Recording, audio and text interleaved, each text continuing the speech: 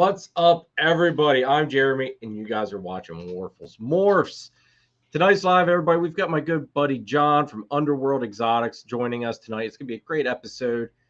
Make sure you guys stay tuned. Just watch this whole thing, because John's an awesome dude working some killer stuff. But on top of it, once we get some people in here watching, I'm going to be diving into some big news that's going on here in our industry. And needless to say, it's got me a little heated. I'm going to try to keep it nice for now. Excuse me. I'm slightly heated about this whole issue here, and I'm sure most of you have been, or can probably guess what it's about. It is with the issue that happened down in Florida. So we are going to dive into that a little bit, touch base on that, and yeah, we'll just let it at that. But needless to say, I'm more than slightly heated. I'm pretty pissed off. I'm not gonna lie. So let's bring John out and say hi to him. Say hi to some of you guys in the chat, and we'll get this stream going. What up, John? What's going on? How you doing? Much, dude. Not much. Happy Easter. Yes, happy Easter. Happy Easter, everyone. Yes, happy Easter. What's that? How many people are on right now? I can't see. Right now it says we've only got 2, but I have a hard time believing that. Normally, there's a lot more in here. They should probably start it's kind of unusual. I start exactly on time though too, so that might be part of the issue. Yeah. We'll go through here because there's a couple people in the chat before this started, so that's why I'm thinking that number's not correct. But we've got Mako Morphs. What's up? Thanks for tuning in. Kike, what's going on, bro? Thank you for tuning in, brother. We've got Eric's Morph Factory. What's going on, Eric? Thanks for tuning in. Now we're starting to see some people climb in here. All right, everybody. Thank you very much. We've got Frank, Locked and Loaded, Ball Pythons. What's going on? Thanks for tuning in. TJ, what's going on? Thank you for tuning in. Slightly heated is yeah. I'm trying to stay calm for a little bit, TJ.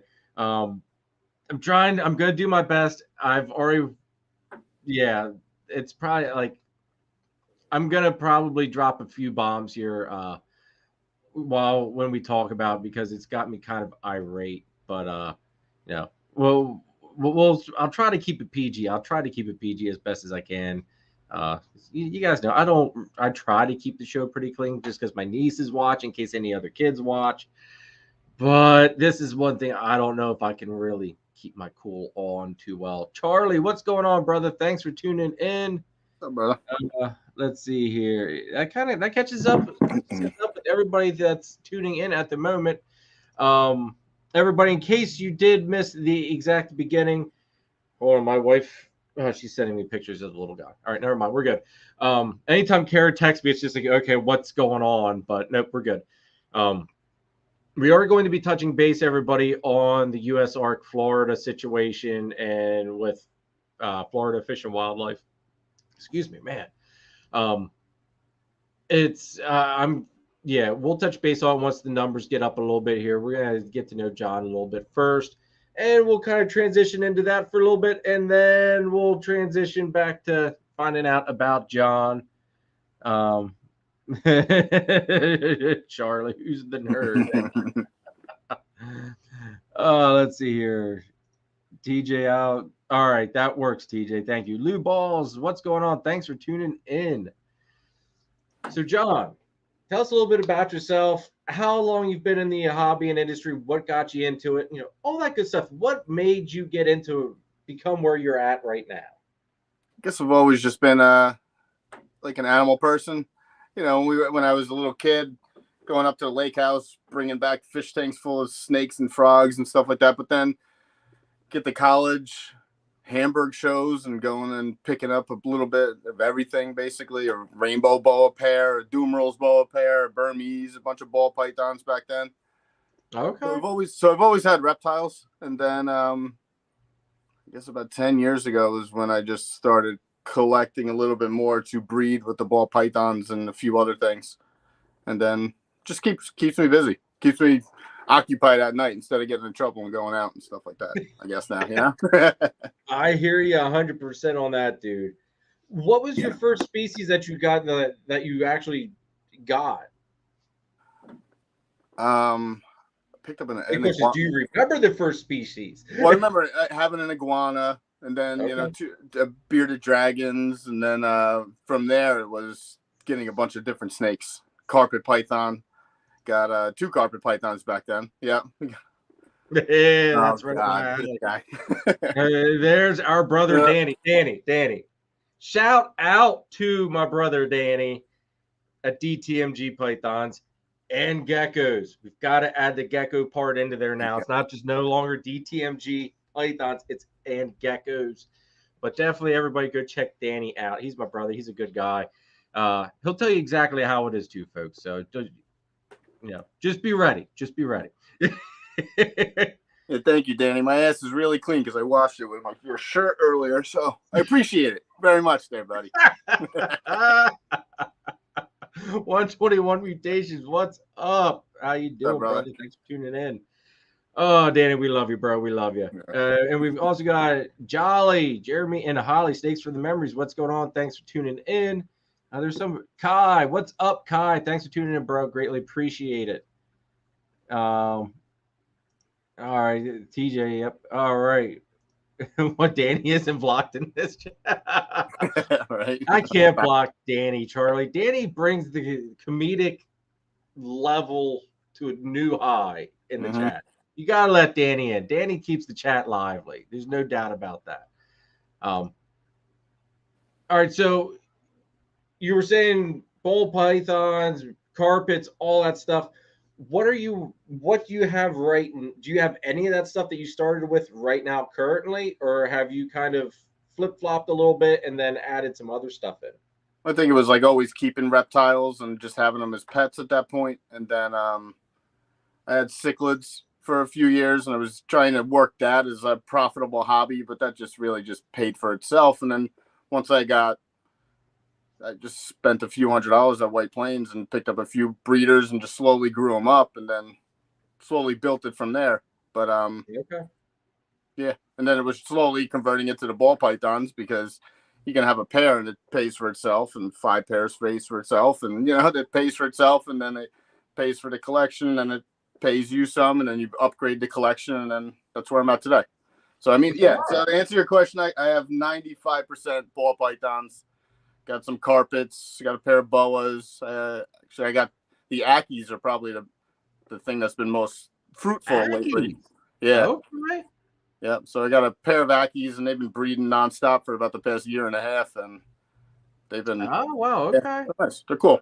There's something different. I didn't know you worked with Ackies, dude. Ackies, I think, are really. They're cute and funny. Like they just seem very.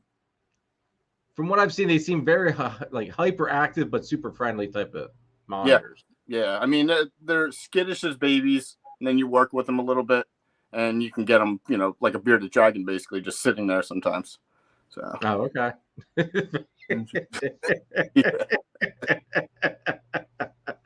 Oh, Danny, I'm so glad you hopped in the chat tonight, brother. It brings a smile on my face. But yeah. What made you decide to go from the hobbyist keeper to breeding, though? I think it was more trying to justify the collection. It always I guess at a certain point when I was didn't have as much time, it was more me justifying myself. This is gonna just keep paying for itself. To where when you have a collection of a bunch of one-offs in a nice boa file, it's nice for pets, but then it was just a slow progression into it. The first year was 1 pairing, next year was 3, and then 5, and then 7 and 19, and then now I'm back down to 10. I guess I just want to keep it slow. But it just slowly just bounced up. Okay. Yeah. How big's your collection right now? I want to say like 150 in total with babies. Ooh. Okay. Yeah. Wow. So, but half of that's got to go. I mean, a lot of it was just building up over the years, and I'm not even going to be using half of the females this year for projects. It was just maybe I'll keep them, maybe I won't. It's really not that expensive to hold back a big female that you might use. Oh yeah, no. Yeah. So I mean, you figure one clutch from a female. I mean, it paid for feeding her that whole year anyway. So exactly. Yeah. And especially depending what the pairing is. I mean, hell, you're gonna definitely bank on it. Yeah. I'm just trying to be a lot more selective now, just trying to further the projects and then keep it going from there. Well, I know you're picking up some freaking heat because I saw what you walked home with from Danny there at Gettysburg. I was rather, not gonna lie, rather jealous about that one because I'd been eyeing that thing up, but it was completely out of my price range. But I'm glad I went to somebody that I know because that was a freaking stunning animal. I still don't know why Danny sold the damn thing. Well, he didn't. We're still working that out and trading it and stuff. But yeah, so for the nicest. Thank you, Danny. I tell you what, bro. I just love you more and more every day, brother.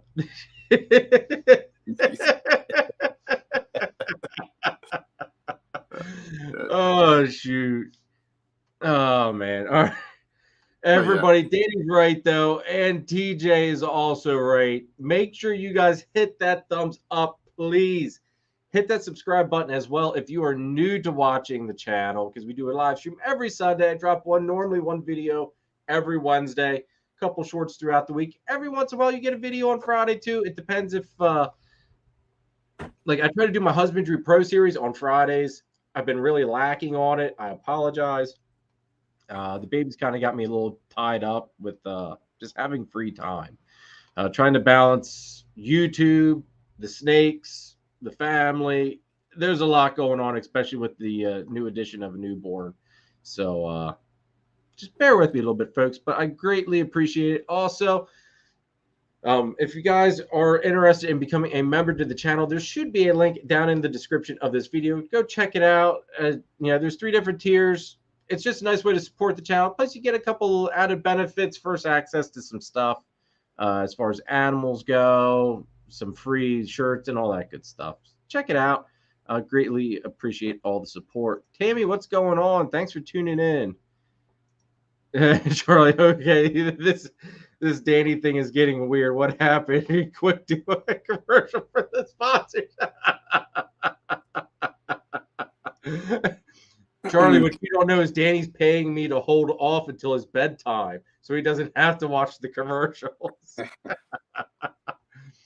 Oh, man. So, out of everything you've got in your collection, John, what's your favorite right now that you're working with? The Super Chocolate Hypo Clown project, I guess. Okay.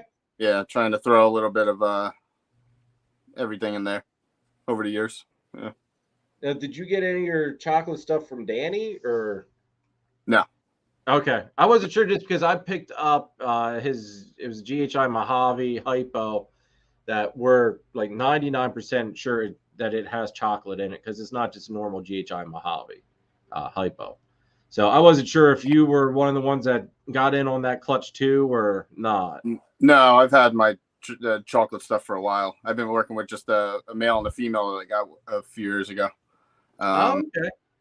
Yeah, but I'm still stumped on what that is. I mean, I'll find out from you guys in the next few years because I keep thinking it's like cinnamon, the way it's reacting. I say, man, I'm very curious, and you're talking about that weird hypo GHI Mojave clutch or GHI lesser clutch and stuff. I don't know if there was lesser in it.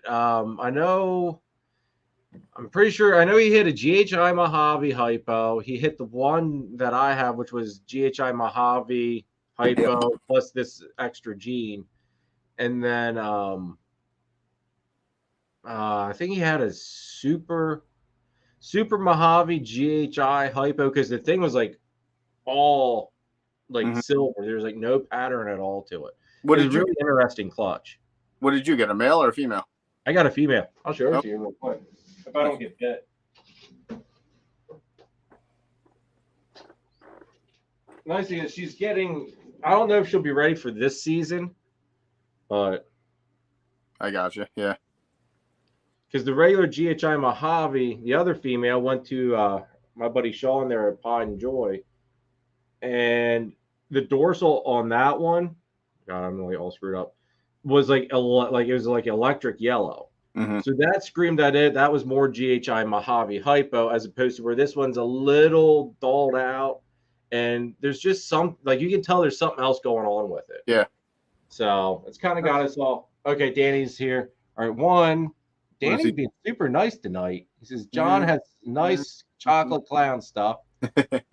And then he says GHI Mojave Hypo to Mojave Yeah. Hypo. Okay. But then it's got that whatever's going It on. definitely has something else. Yeah, it's like a chocolate or a cinnamon or even a black pastel or who the hell knows. Yeah, something unique. But yeah, we'll find out here shortly as to what's going on with it. Danny, you might want to go and just go to the bathroom here for 2 minutes, bro, because we gotta thank the sponsors of this week's episode. So run to the bathroom quick, Danny, and it'll be like they never happened, okay? Oh, wait, hold on. Don't run to the bathroom yet, Danny. Hold on, John. Let me put you up on the big screen. A little bit of shed, but she's getting big. So basically, I hit the super chocolate hypo. Okay. And then I was like, you know what? Somebody asked me one day, like, what are you focusing on in your collection? And so I thought about it a little bit, and I'm like, this is what I'm going to do. And I'm going to put this into a little bit of everything. So this was the first female. Then I hit a male, and then just kept going on from there with some other stuff. And basically, that's... No.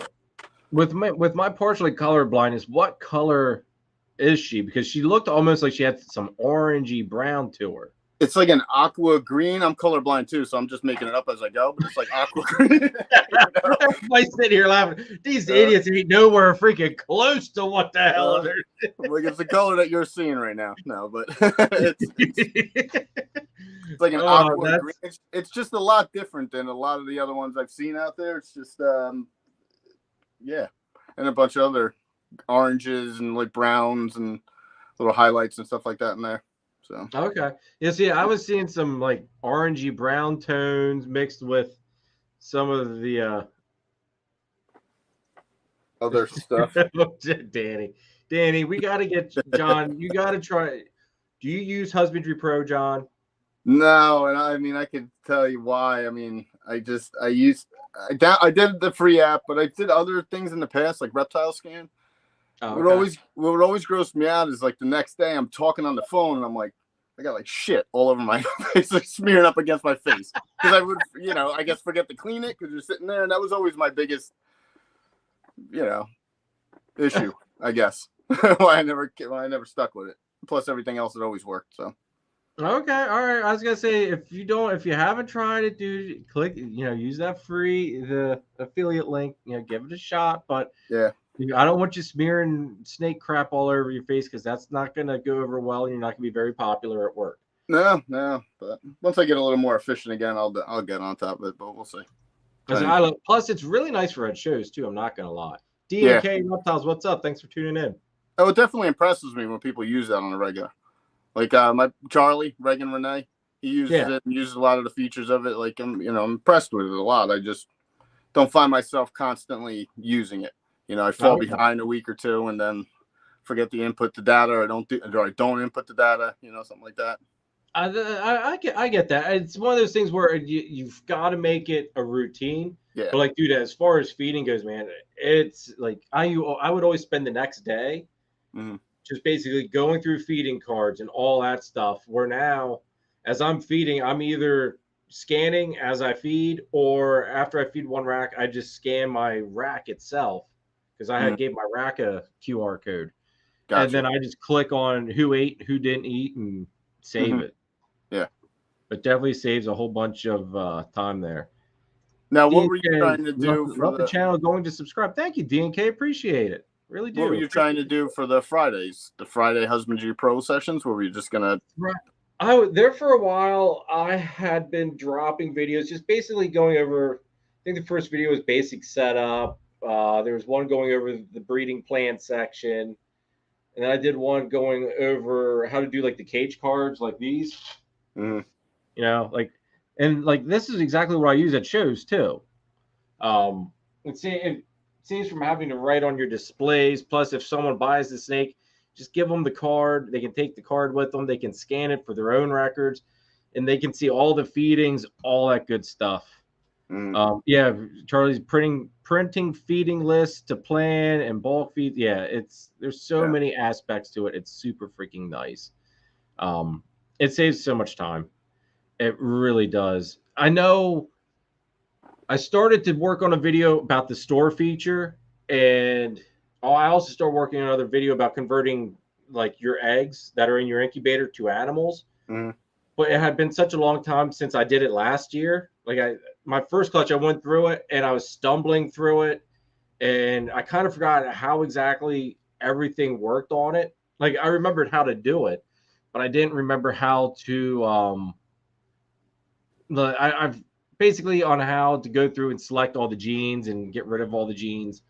Um, it, you know, I forgot just some of the small details with it. And when I was going through editing, it's like, wow, I really screwed up on this. So I just kind of like scrapped that video. It's like I've got to wait until clutch 2 hatches and then redo that video. But I want to touch base, converting animals because that saves so much time. Mhm. Converting animals, the eggs into animals. The storefront is going to be it is a huge thing. It's going to be even bigger too. Yeah. Danny, you need to like Nathan here said. Thank you, Nathan, for hopping in here tonight. Appreciate it, bro. What's up, Nate? But yeah, come to the dark side, Danny. You won't regret it, brother. And you, Danny, you can keep track of your gecko stuff. You could sell your geckos and snakes all in the same store, bro. All in the same store. You don't have to go through all the extra listing crap like you do with Morph Market. Just it's super simple. And supposedly soon you're going to be able to accept payments through Husbandry Pro. From what I heard. I don't know if you can do it yet, but supposedly you will be able to accept payments through Husbandry Pro here shortly. Malacio, what's up? Wiz Constrictors. Everybody go check out Malacio's live stream he does. It's very, very nice. The past couple of times I've got to tune in and watch it, I really enjoyed it. Malacio, keep it up, dude. Very good information. And it's just very laid back group and just really, really good. I really enjoyed it. There was a lot of good conversation going on last night. So thank you very much, dude. I keep up the good work, dude. Let's see here. Danny, who is this sexy bastard? Oh, Nathan. It's so sweet, Nate. I thought he was talking about me. I know. Daisy, John doesn't want to use Husbandry Pro because he doesn't feed his. Shut the fuck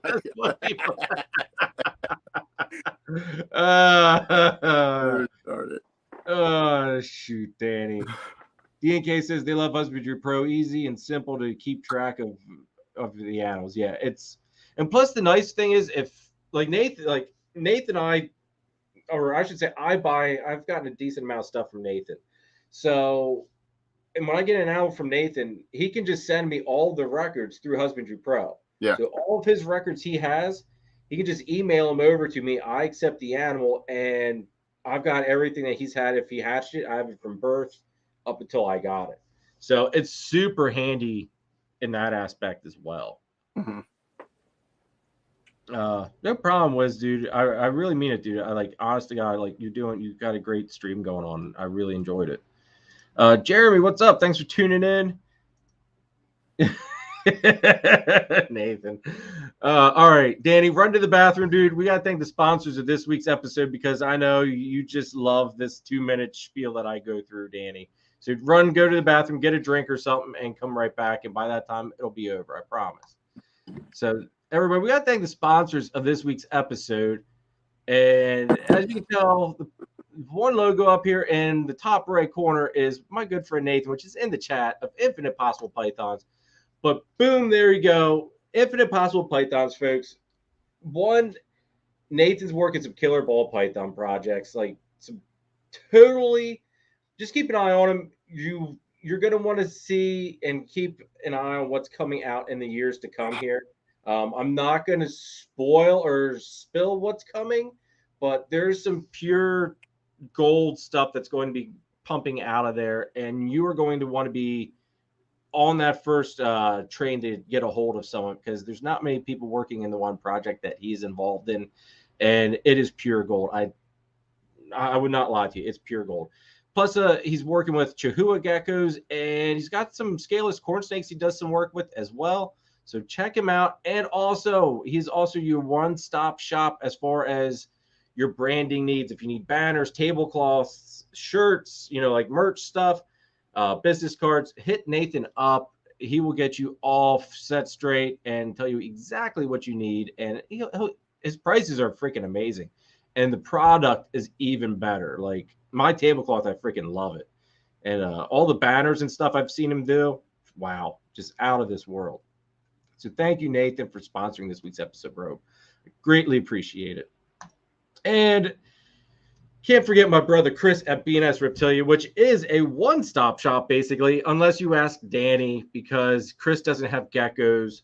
But Chris has basically everything else, folks. Ball pythons, blood pythons, different types of colubrids, pine snakes, bull snakes, all that good stuff. Blood pythons. I don't know if you guys know, I'm a sucker for blood pythons. I love the Sumatrans. He's got Sumatrans. He's even got, I think it's T-positive blood pythons and the back ticks. I'm probably screwing that up, but he's just got some killer blood python stuff on top of his ball python projects he's working with.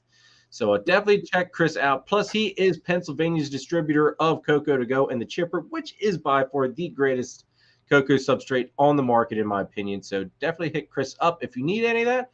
And plus, he breeds rodents. So if you need rats, or I think he does ASFs as well. So if you need any of that stuff, hit Chris up and he will get you all fixed up. So, Chris, thank you very much as well for sponsoring this week's episode, bro. Now back to the show, Danny. Hopefully I beat you back before. Let's see here. Danny's bashing on you, John. Now this is the Danny we all know and love right here, folks. Everybody fill my face with you. Yeah, that's what I'm trying to do. Hanging out with Danny, doing that. Drinking Yoo-hoo. God, the Yoo-hoo. Dude, there's magical properties in Yoo-hoo. What's up, Phil? Thanks for tuning in, bro. All right, we're going to take a slight right turn here, folks. Do you believe Yoo-hoo has magical properties, John? Has Danny made you a believer yet? It could, yeah. Sure. Like, I swear, anytime that man pops a Yoo-hoo, he's getting money thrown at him. It's almost oh, Danny, be nice to Phil, dude. Did you see his comment, or can you not see the chat? Okay. Oh, Danny, be nice to Phil, bro. But anyway, I do believe, folks, if you're having a slow day at the show, make sure you bring some Yoo-hoo. Okay, I don't know what it is about Yoo-hoo, but you've got to have some Yoo-hoo in your arsenal, because after you have that first Yoo-hoo, almost instantly, it seems, people start handing you money. I don't know how it works. Maybe it only works for Danny. I don't know, but that's how I've seen it work. I have seen shows being like slow. Nobody's really buying anything. People are just looking. That man drinks a Yoo-hoo, and people just start throwing money at him, basically. There's something to it, folks. I don't know what it is, but there's definitely something to the magical properties of Yoo-hoo. And I'm not even sponsored by Yoo-hoo, but now maybe I should be. Oh, God.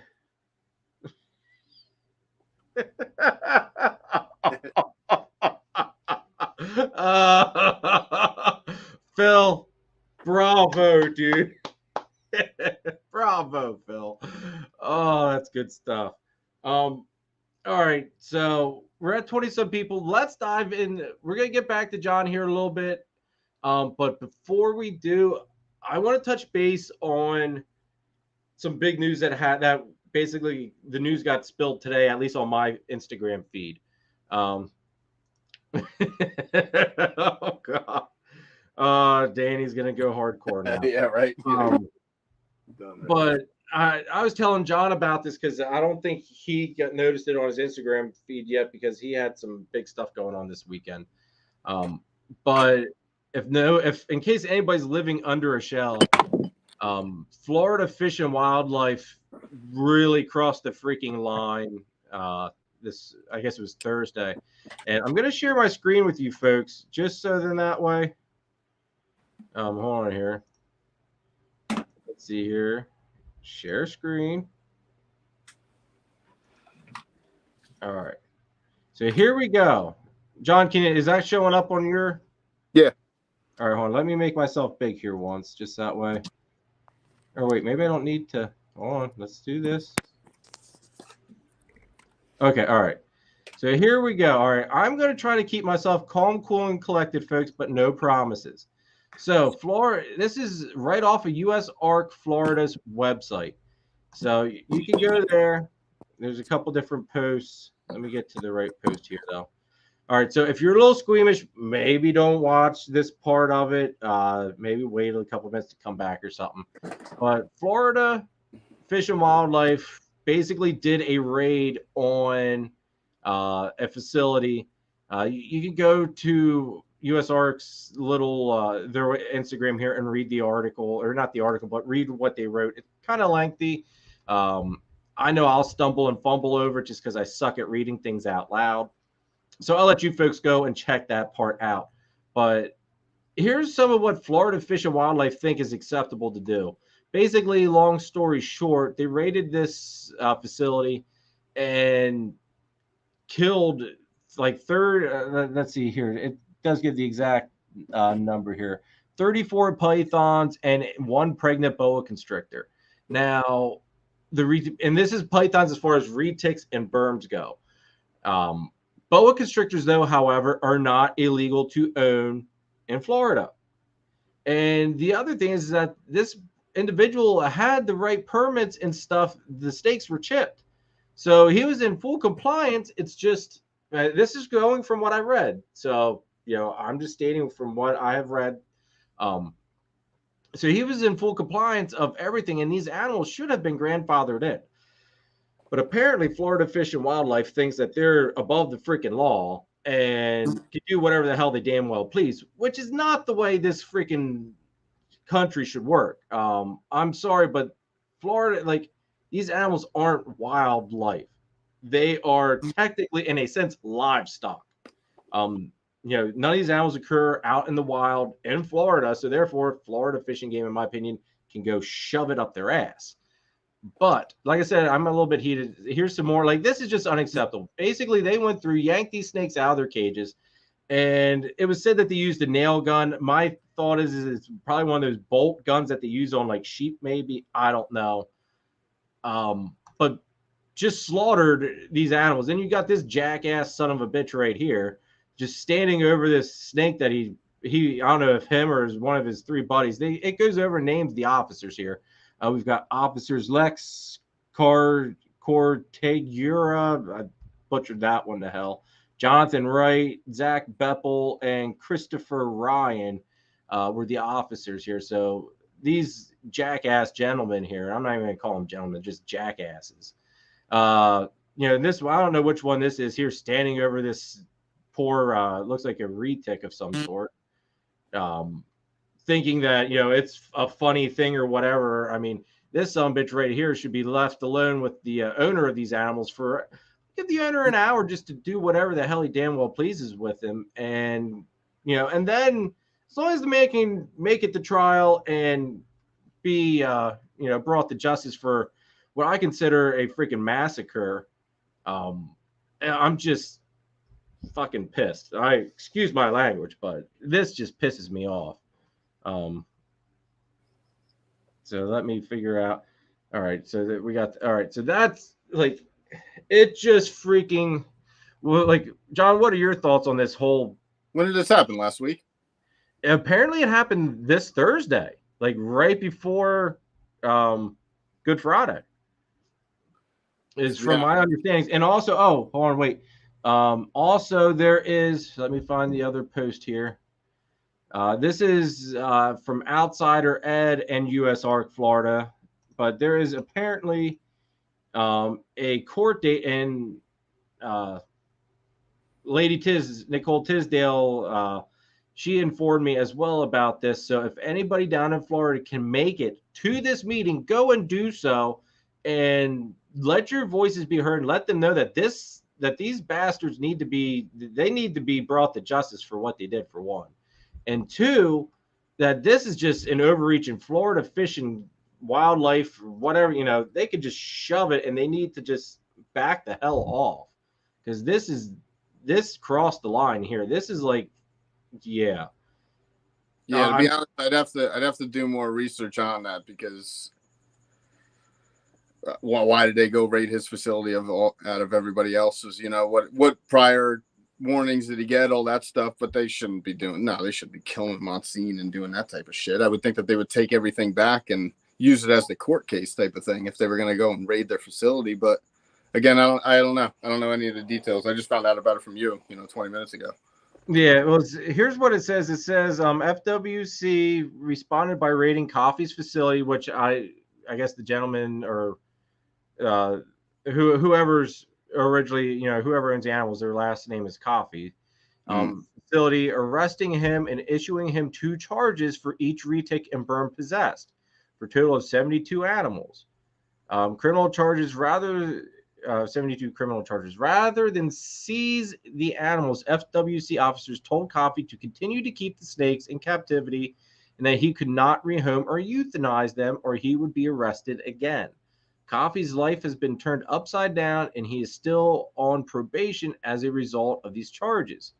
Coffey's pythons were maintained at the facility of McAdam with FWC's knowledge of their whereabouts for a year until FWC raided and subsequent massacre on Thursday. On that date, coinciding with the observance of Passover and Holy Thursday, FWC officers, it goes over their names. When it was all said and done, they killed 29 retics, 5 berms, plus this pregnant boa constrictor. And it goes to say, let you know that boas are legal to own in Florida. So obviously, like, these bastards should have known what the hell they were doing and been able to ID what the hell they were there to. This could have been handled. Like, this never should have freaking happened. But up here earlier it says, Coffey had a large collection of retics and berms which were possessed legally with a conditional species permit before FWC passed the prohibited species rule of in 2021. The pythons were microchipped in accordance with FWC regs. Coffey's animals should have been grandfathered. Nonetheless, after the rules banning the snakes, Coffey chose to rehome 120 of his pythons, but he was unable to disperse all of his collection before FWC deadline. So, I mean, like, the dude was legit trying, at least from what this is saying, was trying to do the right thing. And FWC, like, just, man, that shit just fucked up. I apologize for my language, everybody, but that just is freaking, like, I'm sorry, like. Yeah, never cool seeing dead snakes. There's no reason for, if they were perfectly healthy snakes, there's no reason to do that. They can stuff like that. Like you said, the boa, I think, is the top thing, because if the other ones, they've been illegal for a while in Florida, unless you do have the permit. You could say you want to get the permit, you should have got the permit, but if you don't have the fucking permit, you don't have, they're technically illegal to possess. So if that's why they went in there, but it doesn't seem like that, though.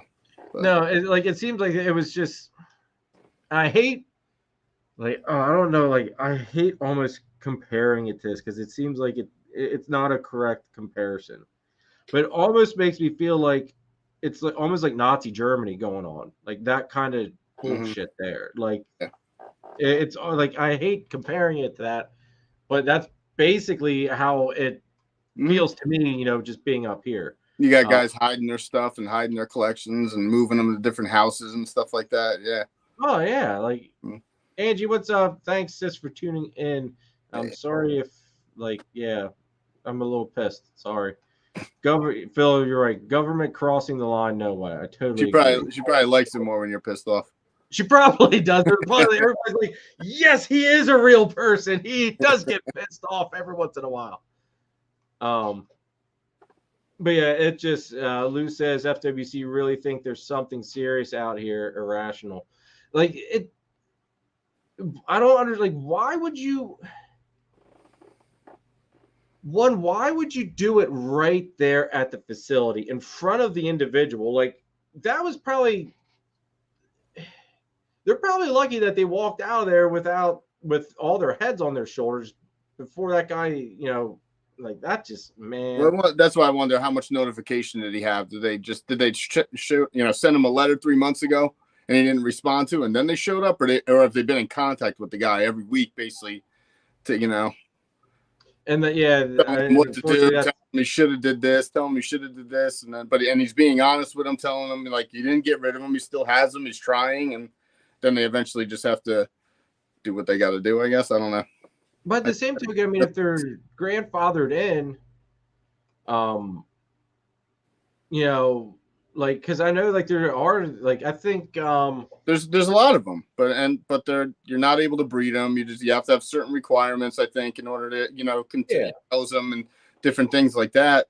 But unless FWC was afraid of them breeding them, doing some. I'm sure there's an underground retake and berm, hobby trade down there in Florida still. But well, there probably is, and it definitely is. It's just like anything else. Like, all right, I'm gonna just bring like drugs. Okay, you can make drugs as illegal as you want. People are still gonna find them. Mm-hmm. You're still gonna be, if you want them bad enough, you're gonna go out there. You're gonna find them, and it's just like anything else. I mean, you had prohibition, all that crap. People will find a way. Like it's just, but this was just massive overstepping and bullshit there. Pope, what's up? Thanks for tuning in. He's such an asshole. What's up, Randy? Marco Morph, I totally agree, dude. Totally agree. Yeah. TJ says, even if there had been an order to confiscate the animals and euthanize AVAA as exactly. God. What's that? Exactly. It seems like something's a little off there. Yeah, just doing it right there with, either knowing the guy's taking pictures of you and everything else, it's like, just seems off. And then on top of it, then just standing there like a shithead, grinning and laughing or smiling about it. It's like nobody in their right mind should be acting like that. Like that's just that happens though. I mean, you got government people are fucking. I mean, it's 50-50. Yeah. I guess he felt like a big man that day. He killed a couple snakes that were friendly. Cruel. It's ignorant and cruel. No true animal officer would treat people or animals with that. Exactly. No, you're exactly right on that, TJ. Mm-hmm. Exactly right. Danny says John looked like drunk homeless. That's how me and Danny connected. I was on a live with Brian Sampson's Brian. Oh, okay. It was the morning one. I'm not a morning person. I've never been, but I was trying to be. And I didn't shave for I think it was like a November one, so I didn't shave. And he came on with the Taliban recruiter comment and got me roll. I'm still dying about it. I was like, you're a fucking funny fucker. Dude, like I had Altitude Exotics on, and Danny made he had said about on how with the Korean market and the crested geckos, and how the Korean market's really good with the crested geckos, and it's kind of bringing some of the values down on some stuff. Okay. And Danny made a comment about damn Koreans or something like that. Now, granted, Danny's Korean, so that basically gives him the free card to do whatever the hell he wants on that topic. But Brian was like, well, what did I just get into? It's like, dude, it's okay. It's just Danny. Yeah. Which is funny though, because Danny is how I actually met you. Yeah. At the first Gettysburg show, you were set up with him, and that's exactly how I met John. Everybody, so that funny, haha. Danny brings us all a little bit closer together. Oh yeah, just a little bit closer. Mm-hmm. Hold on, wait, that was the wrong thing. That's what what the? There we go. Okay, all right, we're good now. We're good. Okay. I like to try to flip-flop that corner logo for our sponsors, and sometimes I have technical difficulties, like just right there. Yeah. TJ says, am I the only one who thinks that if that had been mammals in there, it never would have happened. Plus, you would have had, people just outraged, cities would have been burnt if it was, cats or dogs that had been done to. There would have been all sorts of hell to be paid if it was a mammal of any sort. Probably, or even birds. Probably even. I'll even say that. Oh yeah, they'll put it up on the news and make it look like the keeper's the asshole. Oh yeah, definitely for sure. I bet you they will. Mm-hmm. But anywho, that's my rant, everybody. I apologize for. Let me close out this. All right, there we go.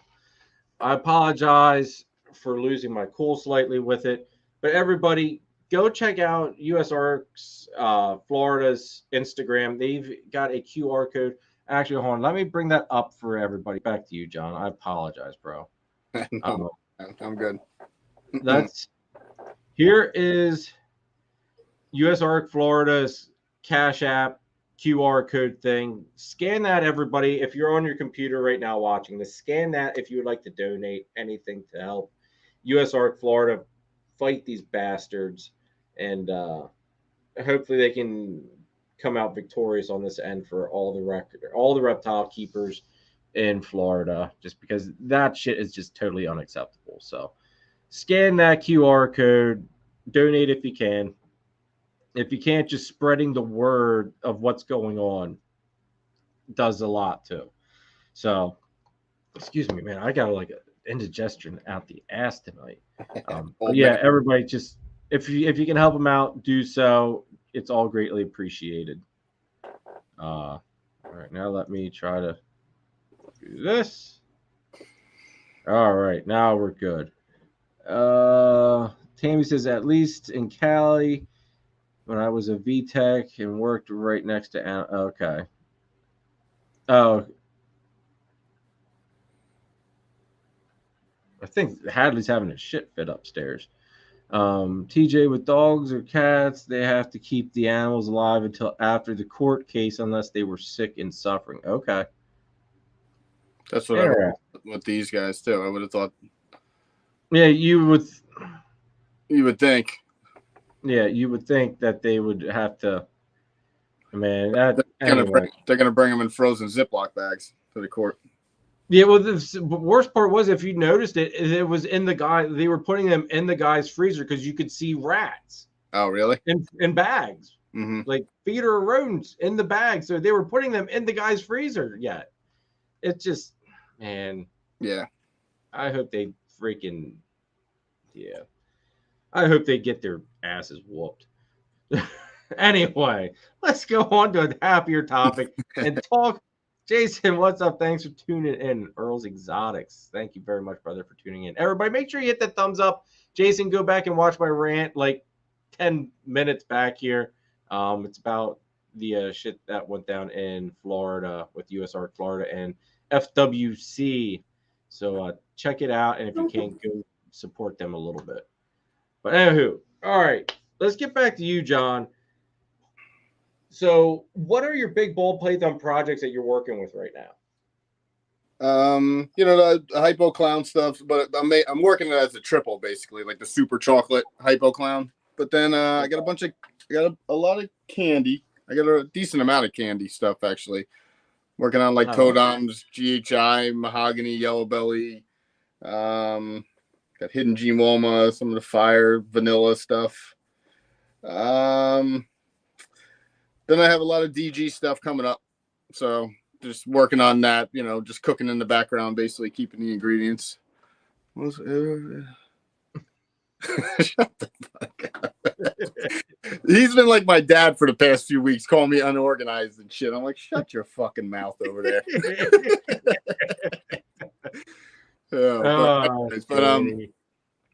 Yeah, a lot of the candy stuff, a lot of clown stuff. I made a confusion clown.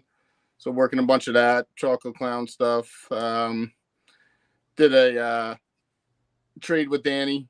That was actually the first trade. I got a clown pied female growing up. So I kept upgrading over the years, basically. And then now I'm just working with those, going over. I don't know how hard it was for John to write. Yeah, exactly. Because remember my arm was in the brace?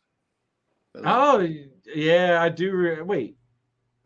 I did see you on. Did I see you at the show with your arm in a brace? Yeah. Okay. Yeah. I can't remember if it was the show or if it was on a live. You had the arm in a brace. No, it was at the show. Okay. Yeah. Okay. Kike, thanks for tuning in, bro. Definitely go back and well, you live there in Florida, so I'm sure you heard about all the crap that happened. So, if you didn't know by some chance, which I don't know how you don't, go back like 10 minutes and watch from there. But yeah, thank you for watching, Kike. Greatly appreciate the support, bro. Let's see. Danny says at least mine is nice and straight and same size labels. Yeah, that helps you sleep at night, there, sweetie. Apparently, everybody was screwing with Danny's labels at the one little get together. Yeah, get together, moving them all around. Yeah, I was sadly could not attend that one, which I was really sad because it sounds like I would have had a blast at it. Yeah. But anyway, what made you, out of all the albino lines, what made you pick Candy over some of the other stuff? I had the original what I got like an Enchi albino and then an albino female, and just seeing them grow up, not having the contrast, and then seeing a picture of like I don't know if it was a Candy or a Candino, either way, but just seeing the contrast as an adult, and I was like, let me go that route. So okay, so I thought Candy. I mean, no, I don't think. I know Candy looks the best out of all of them. You know, it's just that Lavender's more of a mainstream. Rainbow has the price right now. Candy just kills them all, to be honest. So is Candy, like the Lavenders in Candy, is that more significant than even Lavender albino? Like, yeah. I mean, the Lavenders are more orange. I'm like, let me actually take this out. Yeah, here, if you got to, yeah. The Lavenders are like a lot more orange, basically, but not as much contrast. The Candy is just, I don't know, night and day, basically. Okay. See, that's one thing. Like, I don't have any albino stuff at all in my collection.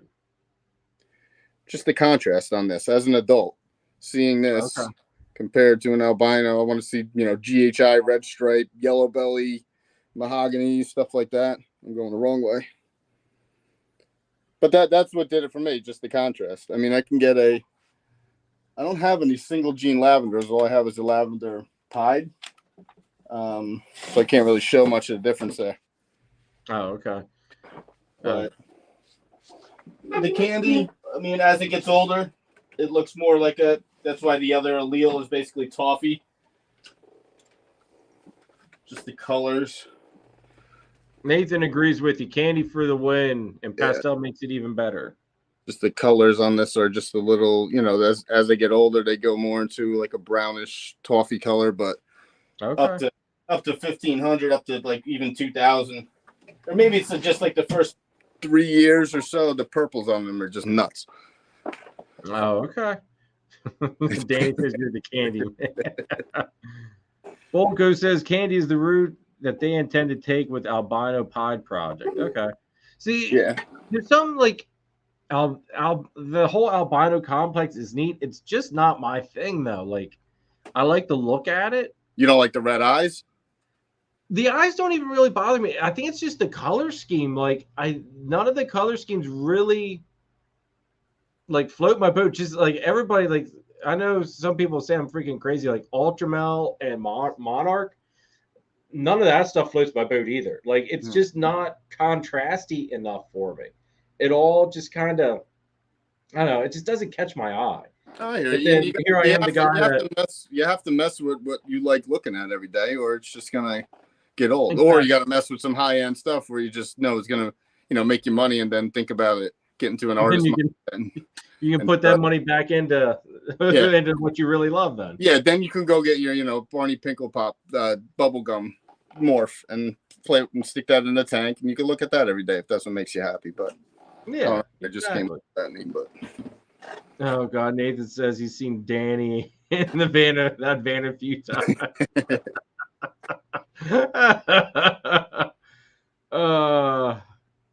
Mako Morse. I love all you guys in the chat. You guys keep this all interesting. Chris, it probably is because I'm colorblind, so I'm sure I don't see the colors that everybody else sees. But then, as we discussed earlier in the show, Chris, John's also partially colorblind. So he might not even be seeing what the hell he thinks he's seeing. Right, Either. exactly. So, who are we to really judge? Let's see. And then I want to make the super chocolate candy version of that, so that'll be nice. Okay. Now I do have chocolate. I know I could like if you would just put chocolate into the albino, like just into a regular albino, I could see the appeal just because of how the pattern is and everything with chocolate. I like how that all goes. Yeah. Gotta get I do want to see chocolate in Exanthic, which that's down the road here a little bit. That'll be sick. That'll be sick, like the super chocolate Exanthic and shit. But yeah. You got to get a good line of chocolate because, I mean, there's tons of stuff out there where it's just they look so like normals, but I'm sure they'll make a super chocolate. But here I'll show you. You mix that in, make it look nice with some of the other stuff. I shall show you. Now this is the female. She's triple het. Let me flippy flop here. What is she triple het for? DG, Clown, and Hypo. Nice. Where'd you get that from? This is actually my buddy Mike's. He had a 1.2 set sent over. It's the male's chocolate triple het, and then one female's chocolate triple het, and then there's a normal triple het.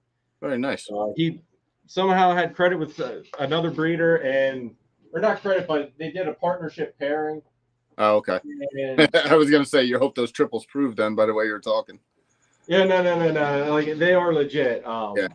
Because I think the Clown was my buddy Mike's, and then the DG and Hypo was from the other guy.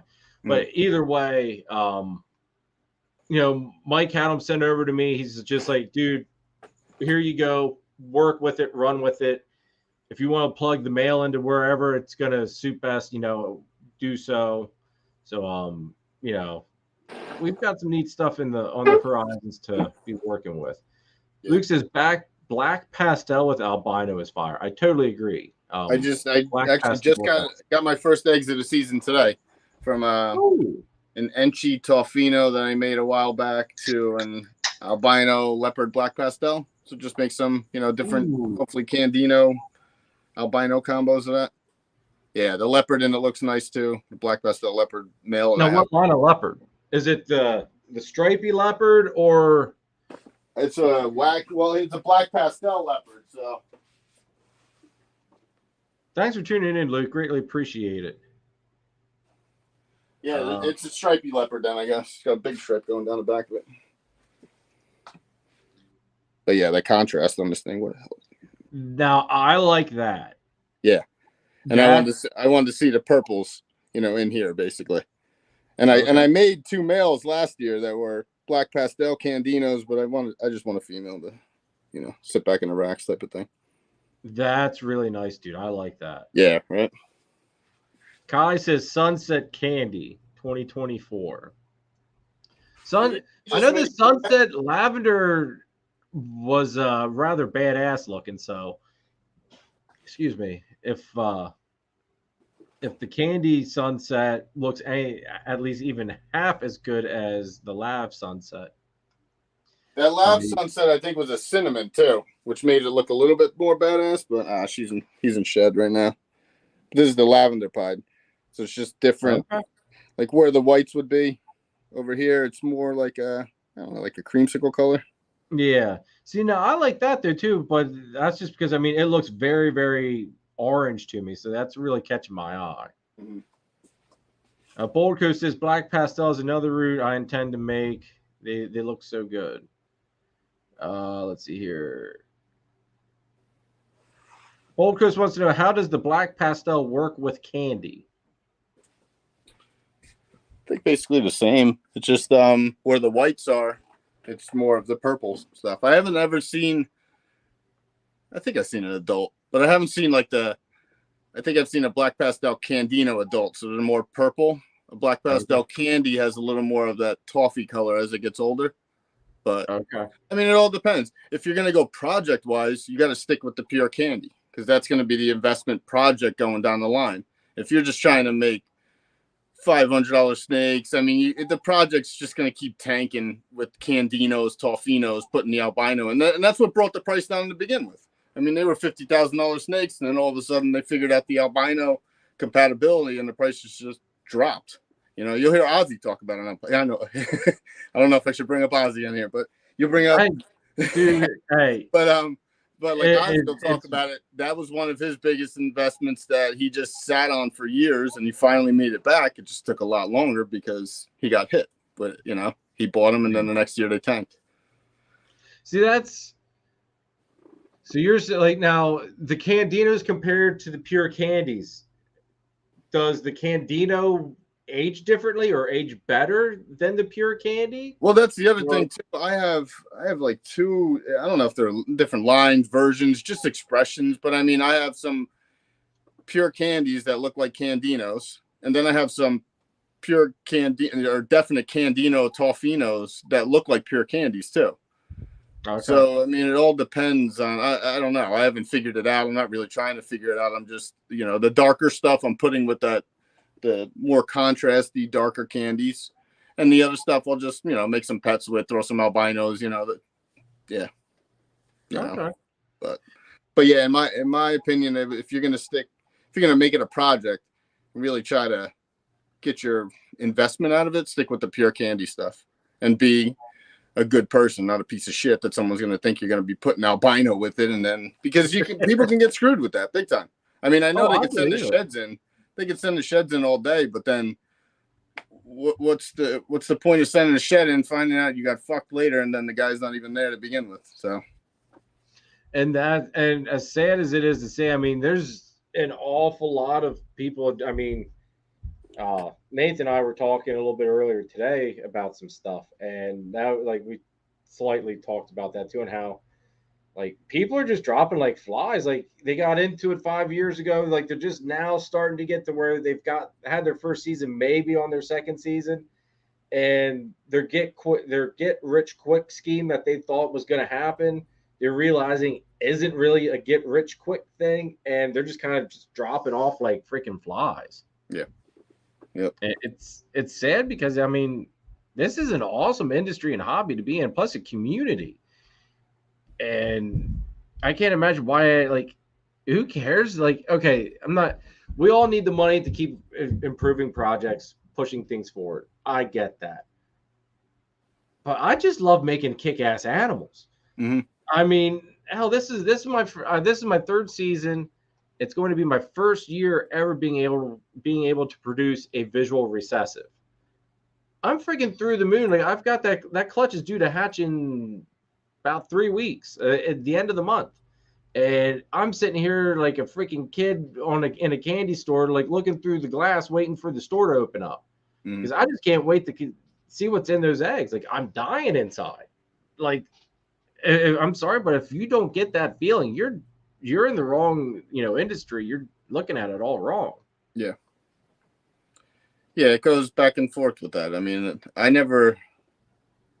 Actually, well, besides this year, I never really took out too much money out of my pocket. You know, it was never over 500, $1,000 that I had to recoup or anything like that. But these guys that are taking out 50,000, 100,000, and they're taking them out of their kids. I don't know. I have no idea what they're taking them. But I mean, when you have that nut on the table and you're trying to work that back up, it's a different feeling than like what I had, where it's just, whatever.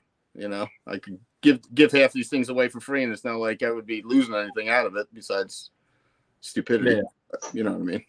Good night, Danny, bro. Thanks for tuning in tonight, and hopefully you watch on your way to work tomorrow, brother. But have a great night, have a great week, and happy Easter, bro. Always good to see you. Take care.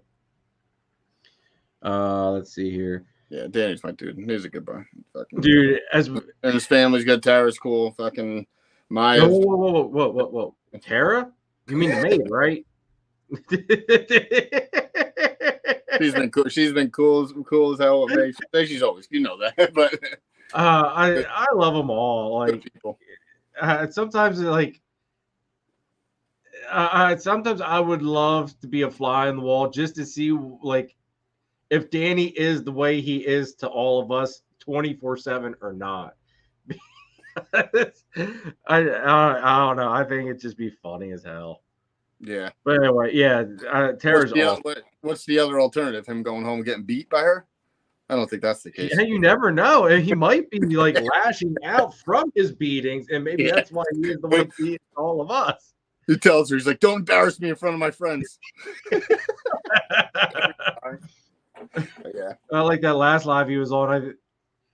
Like they were getting ready to go out. I don't know if you watched it or not. They were getting ready to go out, and Danny told me, he goes, "All right, I can only be on here for like an hour." And 2 hours into it, Tara's like, "We're just leaving without you," and they left him at home. Yeah, I can see that. Yeah. It was hilarious as hell. Man, do you want to show off any other snakes while I got you on the big screen? And because I'm like, let me the candies. I'm still trying to figure out exactly what this is, but I think it's just a yellow belly. happy anniversary, TJ. I didn't know it was your anniversary. Wait, I think maybe I did see something about that. Happy anniversary there, TJ. That's not even showing up that much. Positive. I'm positive it's a yellow belly candy, but there was mahogany. It's not a pastel, so there's no pastel, but it's more just like the colors on it in person are crazy. They're definitely not showing up. Oh, look, I'm a little bit. I was gonna say I'm seeing some really wicked oranges and some nice lavenders and stuff in that. Like that looks really nice, dude. Yeah, so I want to get like GHI, red stripe, for some cypress, bunch of random things in there. And so all the guys that are like Charlie, all the guys that are in the Candy Pie project, they're gonna need to add some codoms into it. And then, yeah, very nice. Now you said you had carpets. Are you willing to tempt fate and get one out, or are they a no-go at nighttime? It's like 50-50, right? I used to be a no-go at all with mine at night, and then I think I did like for 2 different lives. I got 2 of mine out, and I was really impressed that how easy they were to work with at nighttime. Like I was able to break that food response, and well, I think if you just go and get them. You know how many people I've seen that just reached in and grabbed them when we're sitting there like, oh, like it's going to, because these little fuckers are going to snap at you. But if I just reach in and grab it right now, I'm not going to get hit or what? Make some good content? One or two? I'm just staring at it right now like, should I just reach in and grab it? I think that's what's going to happen right now. Stop, fucker. Yeah, no. All right, there we go. It was just like a headbutt, basically. Oh man, yeah, nice jungle. The other one's in shed, the caramel jag, and I got that to eventually breed in the future. But after having that jag gene, I don't know if it's just this one, but that wobble is real bad. Now, there's no diamond in that. That's just pure jungle. This is supposed to be pure jungle, yeah. Casey Lasik stripe line stuff. Okay. Yeah. I've always guessed that too, or second guessed. I was going to say, I mean, with as much tipping as that's in that thing. Mm-hmm. I've always second guessed it too, but the female that I have isn't like any, it's not a German bloodline or it's not any documented. So basically this pairing would just be a pairing and then we'll find out, right? And with the babies, basically. Oh, yeah. But yeah. That's, dude, I love freaking jungles. I just love carpets. Like, not enough people work with them. No, they don't. And the guys that do keep it quiet for the most part. They do. I mean, the carpet community is very close, tight knit, great. Like everybody basically in that community knows each other. Like yep. It's interesting with how tight knit they really are. I got the one guy, Mike, who lives right down the road, not right down, 15 minutes away from me, Curtin. Yeah, Mike Curtin. Yeah, he was on. That's actually, I'm going to be getting a female from him hopefully this year. Yeah. Yeah, I want to get some of his ocelot stuff, and some of his stuff is crazy looking now. Oh, dude, he's got some killer stuff. But I got, I'm sure like all of us, we all have a list of stuff. I want to get a nice pair of Brettles. I'd like to get some white lips at some point. I want to possibly switch from the Ackies and go up and get like a Kimberly rock monitors, go that way. Okay. But for right now, I'm good, to be honest with you. I'm good. I'm going to get rid of some ball pythons. The season's about to just start. Like having that one girl lay, I'm probably going to have about anywhere from 7 to 10 more clutches in the next 2 to 3 months, and keep it up from there. Yeah. So what's your total clutch count for this year that you're looking at? I thought I only paired 10, but I actually paired 13, and my luck, all 13 will go. I know almost 10 are definitely going to go. So I'll definitely have at least 10 clutches. Some of them I just paired once and they ovulated. I have an ultrasound, haven't used it that much just because when I got it, it was just easier doing what I was doing, I guess. And I just, again, don't use it that much. I use it I've been using it on the chocolate stuff, the chocolate hypo stuff. And yeah, we'll see what happens, basically. I know the ultrasound saved my carpet season. I know that much. Yeah, you're telling me about that. If it wouldn't have been for that ultrasound, I would not be looking forward to having a clutch of carpets. I would have been shit out of luck. Yeah. And Rob, Rob knows all too well about how that whole thing with my female becoming male. Rob was part of the group that had the, dear God, just look at all that tipping. Yeah. That's what carpets are all about, folks. Now, how old's this one? This one's about a year and a half, something like that. Okay. Yeah. I mean, how do you feed yours? I feed mine basically just this one and the other jungle are mousers. So you just get huge mice. Basically. Mine were the one that's here that's actually in the cave, Xander, which was Xena, and then Lagatha, which is the one that's gravid right now. They were mousers. Chris at B&S helped me get them onto rats. Gotcha. Now, every once in a great while, I've got to send a rat with a mouse with a rat, or a rat with a mouse. Sorry. Mm-hmm. But that's just like very random, sporadic. It really makes no sense. Yep. As to when or why. But sometimes it just takes that little mousy smell to get them to be okay with just eating rats on a normal basis. Now, my other male that has lineage back to CoverGirl, he has been a rat eater since I've had him. So that part's just freaking amazing. Like he's a garbage can for any of the hatchlings and stuff that don't eat. So that's super. And truth be told, I mean, the other two adults too are normally garbage cans now as well for rats. But now since the female's been gravid, I haven't been trying to feed her at all. Just she already looks like she's about ready to explode. How many eggs did you wind up getting? Or did you get eggs yet? No, she's due to lay the. Hold on, I got it marked down here. She's due to lay the 19th. Okay. Nice. Yeah, she's due to lay the 19th, and then my anticipated ball python clutch is due to be cut on the 25th. So one clutch goes in, another clutch goes out. Gotcha. So here's an Orange Dream chocolate spot nose that just came out. Oh, it's very nice. Possible head. Nice. Possible head hypo clown stuff, but this one was cool. But are you gonna maternity incubate? Are you gonna let the female go? Or are you gonna? Nope, I'm pulling them. I'm not taking any freaking chances. I'm pulling them. As much as I know the carpet python community probably would hang me for it, I'm still gonna cut the eggs too when it comes time to cut. Yeah. Just reason being, and I like, I've experienced it firsthand. Last season, I was cutting and I had to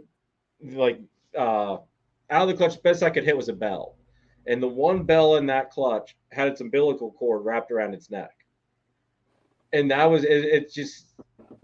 It was one of those things where it's like, this is why I cut. Yeah. Because if it wouldn't have been for me doing that, that snake may not have ever made it out of that egg. It probably would have died right there by strangling itself, basically. I've never had like the, umbilical cord twisted or anything like that yet. But I mean, I've had a bunch of just dead in the egg. They're drowned. The rest of them come out. And I go back and forth on that, whether to cut or not to cut. I'm like, oh, well, if I cut, then I won't have to worry about the drowning of the egg. But then it's like, then if you cut, you're getting a baby that's natural selection, basically. No, but there's nothing natural with the stuff that we do. So, well, exactly. You go back and forth with that stuff. I mean, do you want a nice, healthy baby and stuff like that? And they say the healthier ones that eat better are the ones you don't cut. But who the hell knows? That's just coming from one random person who you might respect and actually, believe or something like that. So it's just all luck of the draw. Oh, it is. I know, like obviously I cut everything. Day 55, that's it. That's cut day. I don't let anything go past 55 days. And so far, knock on wood, 100% out of 2 seasons. Everything hatched, no issues, nothing dead. Yeah. Hopefully, pray to God. Like I said, knock on wood. I do not jinx myself on that. But, I've been very fortunate in that aspect. The funny thing is, even some of the hatchlings that I had to help assist feed actually went on to be my best eaters, which is really screwed up if you think about it. Yeah. But no, it definitely happens. I know what you mean. You got to get them kick-started. Yeah. Yeah. And even with the first clutch here, I left them go up to the third feeding. There were 3 of them that didn't want to eat by themselves. They acted interested, but they just weren't doing nothing. Yeah. So I went to do the assist feed, and 2 out of the 3, actually, no, 3 out of the 3, hold them behind the head, just got them to open their mouth up, and they latched onto the fuzzy mouse right away, and they just went all by themselves, coiled it up, and that was it. They basically did everything themselves. They just had to be coached. That it was really stupid. Ooh, what's this? I still don't know, and I'll tell everybody what the pairing was, and they'll tell me exactly what they think it is. But I don't know until I send a shed in, or I'll be proving it out hopefully this year. It was pastel asphalt to an asphalt? No, pastel asphalt to a freeway, but the asphalt line is from guy in Long Island, Reptile Creations. Okay. And his freeways that he paired, he paired his asphalt line to ivories and came out very similar looking. Now he sold this to me as a pastel freeway from his line, but he's like, obviously it could be a super. He's like, I'm just not convinced it is. I said, I'll be honest, when you first pulled that out, I was thinking super asphalt right off. Yeah, and that when I saw the picture and he posted it, I was like, super asphalt all day. I clicked on it, saw the pairing, I was like, super asphalt all day. I asked him a bunch of questions. He was like, yeah, think what you want. He was like, I think it's a sexy freeway. He was like, you can think it's a super asphalt, and he was like, and you'll find out in a few years. So, well, exactly. Prove her out, and yeah, it's not male or female. Female. Okay. And she's got follicles right now, so she's getting paired, and maybe we'll find out this year. I'm sure we will find out by the end of this year, but I'm not throwing an ivory to her. That's the only problem. I'm throwing a chocolate yellow belly something, because I want to get chocolate into it first, and if I can't, and if it doesn't throw an ivory for me this year, then I'll throw some type of ivory something to it next year, and then figure it out the right way. Okay. Yeah. I'm just worried if I send the shed in that they don't have that, so. Oh, yeah. Poop. I'm going to be incubating the carpet eggs at exactly the same temp I do my ball pythons. I think it's 89.8. I can't see my thermostat. But yeah, they incubate same temp as the ball pythons. Is that 2 months or 3 months? I think they incubate for 50 days roughly. Oh, okay. Like that. I didn't know if they were the 75 to 90 kind. No, it's basically almost identical to ball pythons. I think they just go a little bit sooner. Yeah. So yeah. And that's just like what they're laying too. The females are supposed to lay 25 days roughly after their pre-lay shed, where ball pythons, it's more like 30. So it's a little bit earlier on some aspects, it seems, with carpets. Lindsay, what's up? Thanks for tuning in. What's You that? got, I was like, how are you keeping track? But you got husbandry pro. I can't even talk. Yeah. Husbandry Pro tells me everything. Yeah. If it was not for that, I wouldn't go crazy. In all honesty, I'd have like stacks of paper all over the place. And like I have a notebook that I just basically write everything down in there, and I'm sitting there flipping through pages, and I take pictures of everything too. So that's usually what I go to first is my pictures, and just go through the timestamps with them. But then remember last year it was funny. I've been talking with Charlie from Reagan Renee about this for months because we got this. It was a pastel GHI to a double visual something. So the only genes that should have been in this pairing. No, I'm sorry. It was a GHI pin. So there only should be GHI pins or GHI pins. Okay. Lindsay, thanks for tuning in. Definitely make sure you hit that like button, please. But you are going to see some beautiful snakes. You just missed an awesome carpet python. So this is the GHI pin looking animal right here. Okay. Which Dude, looks that's like wicked looking. Yeah. Like I have GHI pins, and they look like GHI pins. This thing looks like a super GHI pin. Yeah. Like mahogany. And then here's the other one. So you're telling me this is a single gene GHI? There's no freaking way. That's what I said. Well, that's not what I said. I guess I've been saying, possible, yeah, and Charlie's telling me that it's a Partho clutch. It probably is, but it could be. Yeah. Were there any goofy issues with any of the babies by chance? Came out tiny. Okay. Well, besides the color, the one came out pretty tiny. But yeah, other than that, I got a regular pin that has like head influences, and then those two, and then another animal that looked like that super that died. But Lindsay says some mahogany or stranger or something dark. Mm-hmm. That's what I thought. And that's okay. So to get back to it. So I'm like, what the hell are these? So obviously you just feed them for months and leave them in there. I'm thinking their color is going to come out. Their shed was a little off on the one, like it came out extra thick. So I was waiting for it to just, once it had a certain maturity, maybe to shed out and the true colors would come in. That still never happened. So I go through and I'm flipping through the pages for months, making sure I didn't miss anything or something. And no, I never paired it to anything else. I paired it the year before to a candy, and I paired it the next year to the double visual, to the hypo tri. And I can't sell those as double het hypo tri females, so I'm just going to keep them, and who the hell knows? If they're Partho, don't they usually die in a year? No, I've got a Partho female so that she's a super enchi, and we're convinced that it's cryptic as well. Mm.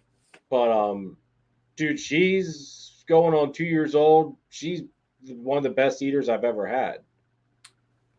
Yeah, the babies were all females, except for the one that died. I never checked, obviously, but there's 3 so far. Yeah, they're females. So yeah, it probably was a Partho clutch. Yeah, because super. Well, that's when we're finding out from somebody else, the geneticist guy. He was telling me, because I always thought that Parthos were only going to come out supers of what the mom was, basically. Yeah. So he was like, no. He's like, no, that's not true. You could have double supers and non-supers. And yeah, like if mom can throw, it'd be like anything. Like if mom, like for instance, like here's my super enchi. All right, mom could throw. Oh, let me see. Chris is convinced that this thing's cryptic as well. I was like, that's not just a super enchi. That's like, yeah, that's got something else in it. If it is, it's the nicest looking super enchi ever out there. See, this is, I mean, because the collection, this came from Jeremy Bald's Partho clutch. There's actually 2 others that survived out of the clutch. Yeah. Adam from Proper Rules has the other super enchi. But it can throw, like for instance, mom of this clutch was an enchi. So she could either throw 1 copy of enchi, which will then be doubled because of her doing the Partho, which creates the super, or she can throw the normal. So she's throwing nothing into it, which then just makes a normal. Mm-hmm. So, but then if she was cryptic as well, or het cryptic, you got the visual of it. you got, it can create the visual, which then might be what this is, which Chris is hell bent on that it is. We're going to figure it out. I don't know if it'll be this year, but probably next year for sure. I mean, I'm not a super enchi expert or anything like that, but I mean, that thing definitely looks a lot nicer than any. I thought it was almost a B with the one. Yeah, dude, when I saw this girl, like I joked about it with several people that if Jeremy Ball would ever put any of those Partho babies up, I would jump on it. And sure enough, the one morning I was there sitting at work waiting for a dump truck to come back, and I'm just like, I'm gonna hop on Instagram, and sure as shit, here this girl was on Instagram. He, if anybody, wants it, here it is. And I jumped on it, and right after I messaged him about it, Adam from Proper Royals messages me. He goes, "It's either you or me, dude. Who's taking it?" It's like, dude, I'm taking it. I'm taking it. It's mine. But no, dude, like. How old? Everybody's scared about the Partho stuff. We'll see how it goes. Like I said, I mean, she's got no issues, acts normal, eats great, putting on weight really good. Mm-hmm. So we'll see how she does as far as producing clutches. Yeah. Yeah, we'll see. I mean, they're still alive. I always thought that Partho. I mean, I've always heard people talking about that Parthos basically would be dead in a year. Not infertile, all this BS, but until you do it, you don't know. Well, I think there is a higher mortality rate, and they might not live as long, from what I had been told. But if you can get them basically past a certain point, like basically it's just like any other snake. Yeah. Well, I'm pretty sure sometimes you have the weaker genetics that pass down. You hold back that weak snake and you sit there and nurse it, and it's not really as strong as the other ones, but it still breeds and still does that. I've noticed. I mean, I've only done it once, and I'll never do it again with that male because I noticed the babies came out a little just weak. They weren't strong. They weren't all healthy eating out of the egg. I mean, I get that happens, but it was kind of a coincidence enough for me where I'm not going to do it anymore. So okay. Gonna try to just keep the strong genetics going, that type of stuff if I can. I mean, we'll see. Well, I have heard that whole thing about how good eaters produce good eaters. Mm-hmm. And whether or not there's is it? I mean, we'll see when I produce some DG Hypo Super Chocolate Clown and shit. That's a shitty eater. I'm sure I'm gonna be shoving pinkies down that thing's throat every 2 days. So, Dude, I've got. I mean, not like that, but you get what I mean. Yeah, no, I've got she's a super enchi, high intensity orange dream. I picked her up at Gettysburg last year. Nice. I got some of the high intensity stuff. That's nice. It's really nice, actually. Oh, dude, I love high intensity. I got to get some bang from Nate down the road, or no, I don't actually. He'll have enough, and then we can just put our balls on the table and. Dude, I keep telling him, it's like I just need it for like one lock at like 30 mils. Just one lock. Just let me have one for one lock. Throw it into my Xanthic stuff. Next Gettysburg show on Friday when he sets up, you just take it out of there, bring it home for the night, and then you bring it back. Just take it back. They'll never know. Yeah, right. But no, like dude, that super enchi high intensity I have, like she started off eating really good. Mm-hmm. Nate is like the wait list is growing. Bang will look insane in Xanthic. I have no doubt. Mm-hmm. I was watching Gavin's video again the other day, the Bang stuff, and it is nice. It's really nice. Nathan, he's such a good Nate. If you keep talking him up. Dude, I love Nathan, man. Nathan's awesome. Nate's a great dude. Our whole group is amazing. Like the whole community in a whole is amazing. But the little group of PA breeders that we have, I came into this thing like nobody, and they all just welcomed me into open arms. And now we talk like literally almost every day. Well, we do talk every day in our group chat, but I mean, it's an amazing group of people, and we're always very helpful towards one another. we may really bash each other really hardcore, but we do it out of love. But Lindsay says high intensity is awesome. Show off some high intensity. I was like, probably it'll be all on shed. Well, if all yours are in shed, I'll pull out that super ranchy high intensity I have.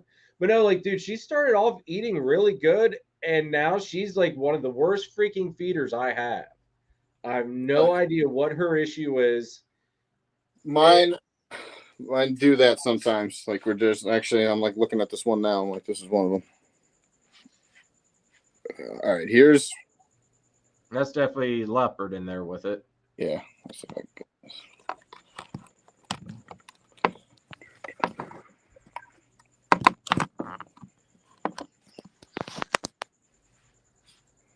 Yeah, they both have leopard. This one has fire in it. The lighter one, obviously. Just bad. I like the way Lindsay thinks.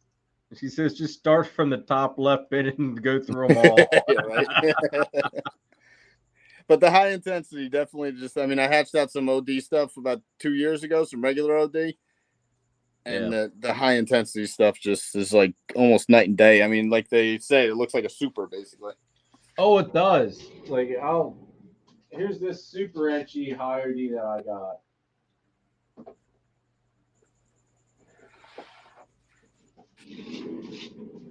Well, John putting those. All right, there he is. I don't know if the colors are going to come out right, but like you can just see, yeah, the freaking light's like blowing this thing up. But there we go. The camera doesn't even know what to make of it. It's that freaking bright. No, that's a super OD or just high intensity OD? No, this is super anchy high intensity OD.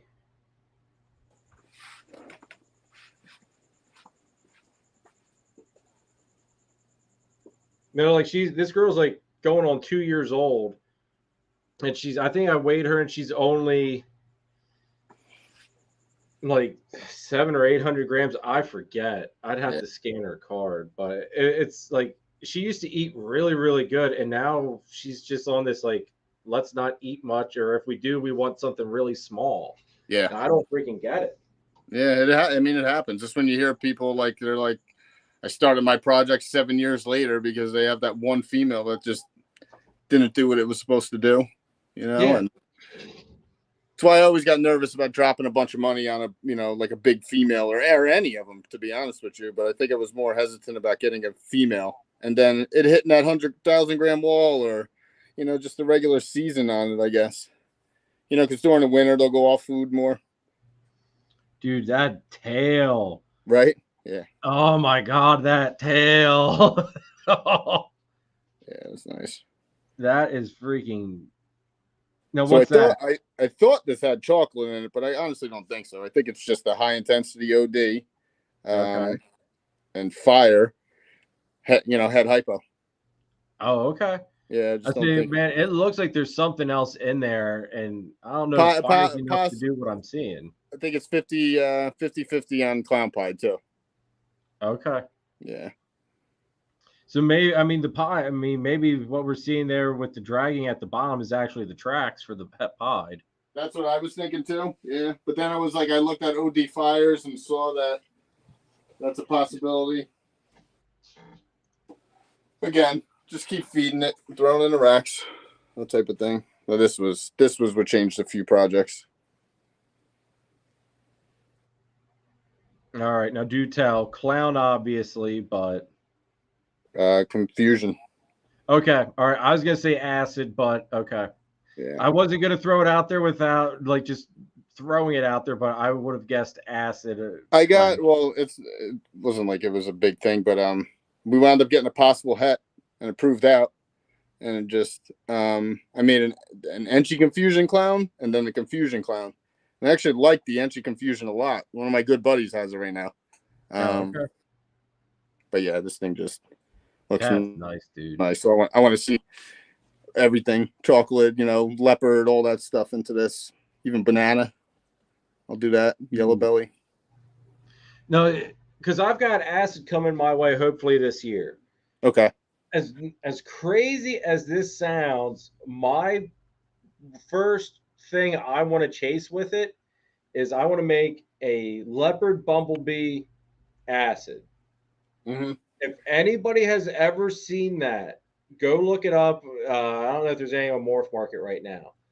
The examples of that combo that I have seen made it almost look like the poor man's monsoon. The thing was speckled. I mean, the pattern was just out of this world. Hate spider all you want, people, but it was a stunningly beautiful animal.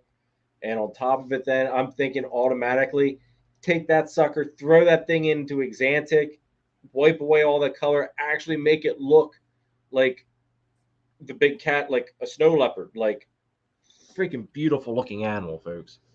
That would be cool.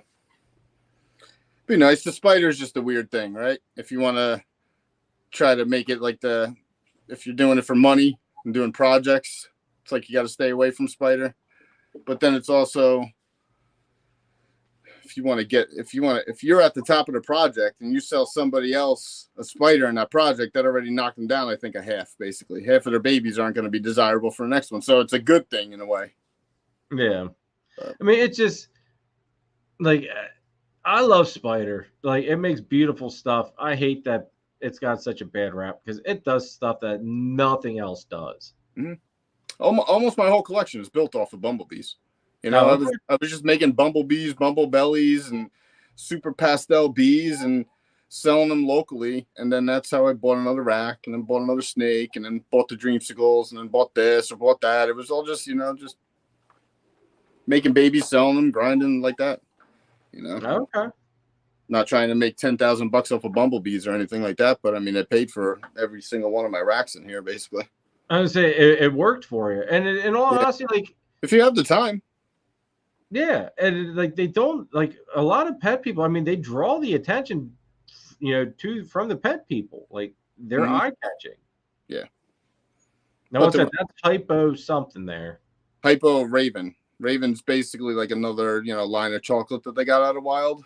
Okay. And the supers look similar, but then the reason I got into the project, I was hearing so many contradictions about people making super Raven chocolates or super chocolates with ravens, or they made actually, I'm lying.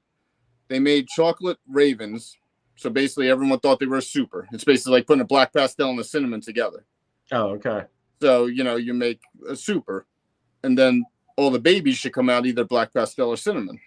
So with the few people that had these chocolate ravens, once they got them up to size and they bred them, I've heard from three different guys, Freedom Breeder said it on a video that they had normals in the clutch. So to me, that tells me that they're not allelic. Yeah. And it's basically just keep stacking them. So I was like, you know what? If I can, I'll just stack them. I bought the Raven head Hypo real cheap and made them myself and take it from there. But nice. It came out nice. And then we'll see if they actually are compatible. Because now it's going back and forth. The first year when I got into them, it didn't seem so sure that the supers were compatible. And then now I'm hearing contradictions. So I'll figure it out myself in the next year or two. Okay. Yeah. Reptile Lifeline wants to know, are you working with lace? I got my first lace het clown female a few months ago. So yeah, now I am. Let's see her, dude. Let's see her. So I don't have any lace. It's nice, but remember, like with me working DG and stuff like that, I mean, DG's got me happy. I think lace, to me, seems like it'd be more like DG. You got DG for your blacks and all that stuff. Lace reminds me of Enhancer. So, like, for what I'm really going for, lace wouldn't be the best choice. I don't think, anyway. Lace is definitely being picked up and worked with a lot in the background, but I mean, because I think the supers look like DGs, visual DGs, Codon DG project. It's basically what it is. The only thing is, from like all the lace combos I've seen, it seems like the lace, like the lace gets a lot of the blushings in it. It reminds me of a lot of Billy's Enhancer stuff that he shows off. Now, are you talking about the white lace stuff or just the single gene lace? I'm talking white lace, yeah, like Okay. white lace compared to the enhancer compared to DG. What like white lace reminds me of enhancer, and Gotcha. Yeah. like with me working with the Xantic, I don't really want to lose that contrast and that intensity of the blacks. Mm-hmm. So white lace just like it wouldn't be the best thing to throw into for what I want to see. A buddy of mine who Phil. Trying to think of something else to pick up real quick. And who knows? And lace might work better with the Xantic than what I think it would as far as keeping the blacks there too. I think that would be nice. That I don't know.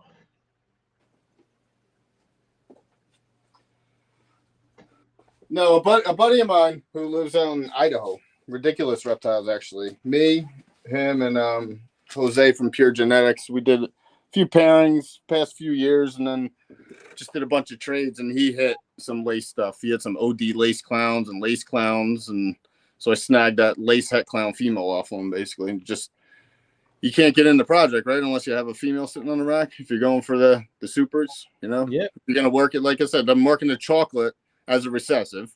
Obviously, it's not, but I'm working it as one because I'm making more of the super chocolates. This is another super chocolate hypo. Okay. So you saw, the original female popped out, and that thing had me blown away. Just came out like a lot less pattern. See that? I do like that thing, man. And then this was what popped out the year after, same pairing. Like a granite type, or just a different pattern. I don't know. Wait, where's the camera? They're night and day though, like yeah. It's almost like there's something that the female has something that the other one doesn't. That's what I think in a way too, but I don't know if it's just like a simple granite gene, if it's just like an expression with the chocolate. Yeah, I think it could just be polymorphism. Well, I listened to like the carpet python guys, like Nick Mutton, and he has his hypo stuff. And people ask him, like, I want a hypo. And he's like, well, I mean, I talked to him one day for like in 2 hours. He's wealth of knowledge. Oh, I bet. But the way he explained it to me was like, it's 4 different genes. And he's like, so those babies might get 1 of the hypo genes, might get 4. 4 is the best looking expression. And obviously it just goes down from there. So if you get, okay. So if you get a crazy looking expression, that might actually just be another subtle gene that you would never really notice on a normal. But when you put it into a single gene chocolate, it just makes it look that much nicer. That could just be some weird nerd theory that, we could get drunk about and talk about and stuff like that. But, that's what we... You might be onto something with it, though, too. Yeah. I kind of think that it's like subtle genes that have to be passed over. And if you don't, and if they don't, then you're never going to get that expression on it. You might have to do the pairing again and hope for the best because it just didn't pan out in your favor that year. But that depends. I mean, if you really want to go crazy in the quality and making sure you pick up the best one, or you just want to have the gene in your collection, I mean, that's totally on you how you want to do it. But in the long run, for me, seeing nicer genetics pop out over the years makes me happier than just saying, oh, I popped out of Cypress, because I got a shitty looking Cypress over there that I don't think I'll ever work with. I don't care if he's het clown pied and shit. I just don't like his expression, so I'm probably gonna get rid of him at some point. Okay, but see, that's the thing. Like, you want to go for the quality, which that shows a lot, because most people will just breed it and be like, hey, we'll sell the babies and all that good stuff, but you want to go for the top quality stuff, so that shows a lot, though, dude. Yeah. Pope says, I think lace would be amazing and Xantic would brighten the whites. It would, Pope. You're right. And the white lace would really bring out the whites. But then you got to do, like, I don't know, and maybe white lace and DG combined, you would get your blacks back. But I know, like, a lot of the white lace stuff I've seen, like, the blacks get blushed out a lot. So, like, I don't know. I'm sure down the line, you guys all know I do Xantic. My bottle's Xantic everything. So at some point, I'm sure I'll have lace mixed in with the Xantic stuff. Phil will probably say, here you go, work this in and Thank me when you're done. Kai says, "Where's ridiculous reptiles? Tell Sergio to check his messages." Sergio's been extremely busy the past few months, so he's just been a little MIA. But I can say that about me too. I've been MIA for like the past year on social media. But, oh, look at that! yeah, and picked up a female boa a few years ago, and then I just picked up this male. What, about a year and a half ago? You should check out my morph market. There's Like, two boas. There's two really nice boas sitting on there. No, I mean that. Well, I got my pair already. So you should have a second pair. I got you. I hear you. Yeah. Did you talk to Chris at BNS? He might need another project. Chris knows about it. Everybody in our group chat knows about it. But with you bringing that, I thought, hey, maybe you don't know I've got boas sitting on the old morph market there. I actually just dropped the prices on the two boas. So everybody, that's what I forgot. Check the morph market out.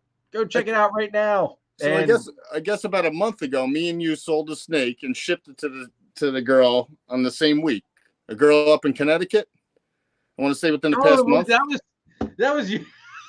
Yep. Yeah. Dude. Oh man, she sent me she was up in New York. And what did she do with you? You mean what snake did she get from me? Yeah. What snake? Do you remember? She got my pastel male het clown, but it was a male that's got that crazy pastel line from my bumblebee clown. Okay. So he's like as far as your pastel lines, like it was probably one of the best looking pastels you'd see. Yep.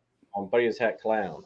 Yeah. But dude, she's like it was funny because when she wrote the review, for my morph market or whatever, I just happened to check her name and check her other reviews, and it was literally the same day that she wrote the review for you, and she told me she was getting another snake shipped to her that same day too. So it was a funny coincidence, That dude, I didn't know she was getting it from you because she told me, that'll work out great because I'm getting another snake in that day.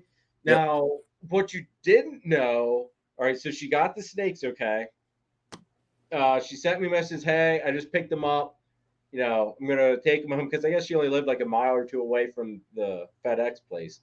Mm-hmm. So she's like, I'll just take them home and open them up there. It's like, hey, whatever, just let me know that the snake is good. And she sends me a picture of this deli cup. Mm-hmm. And she said that there's no snake. I'm like, so your snake was in a snake bag. It's like, what the hell is like, and it's like, what the hell's in the deli cup? Because like you're like that, your snake left here in a snake bag. Like there was no deli. Oh, I shipped her one in a deli cup. Is that what you're saying?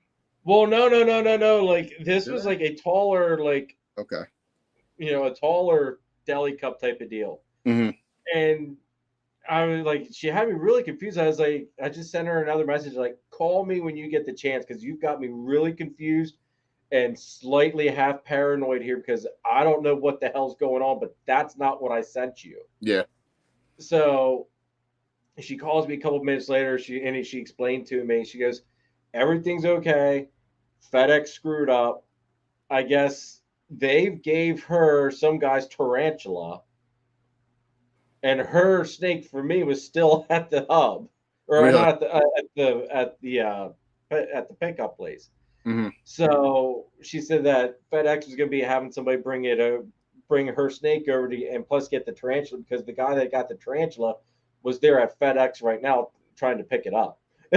So, dude, I had a freaking heart attack. Like, it's just like, what the hell?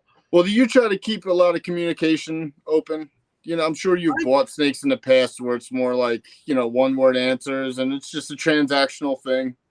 But yeah, I try I tell everybody if you've got any questions, issues, hit me up, let me know. And I've got some people that give me updates on a regular basis and then throughout time they kind of fizzle out.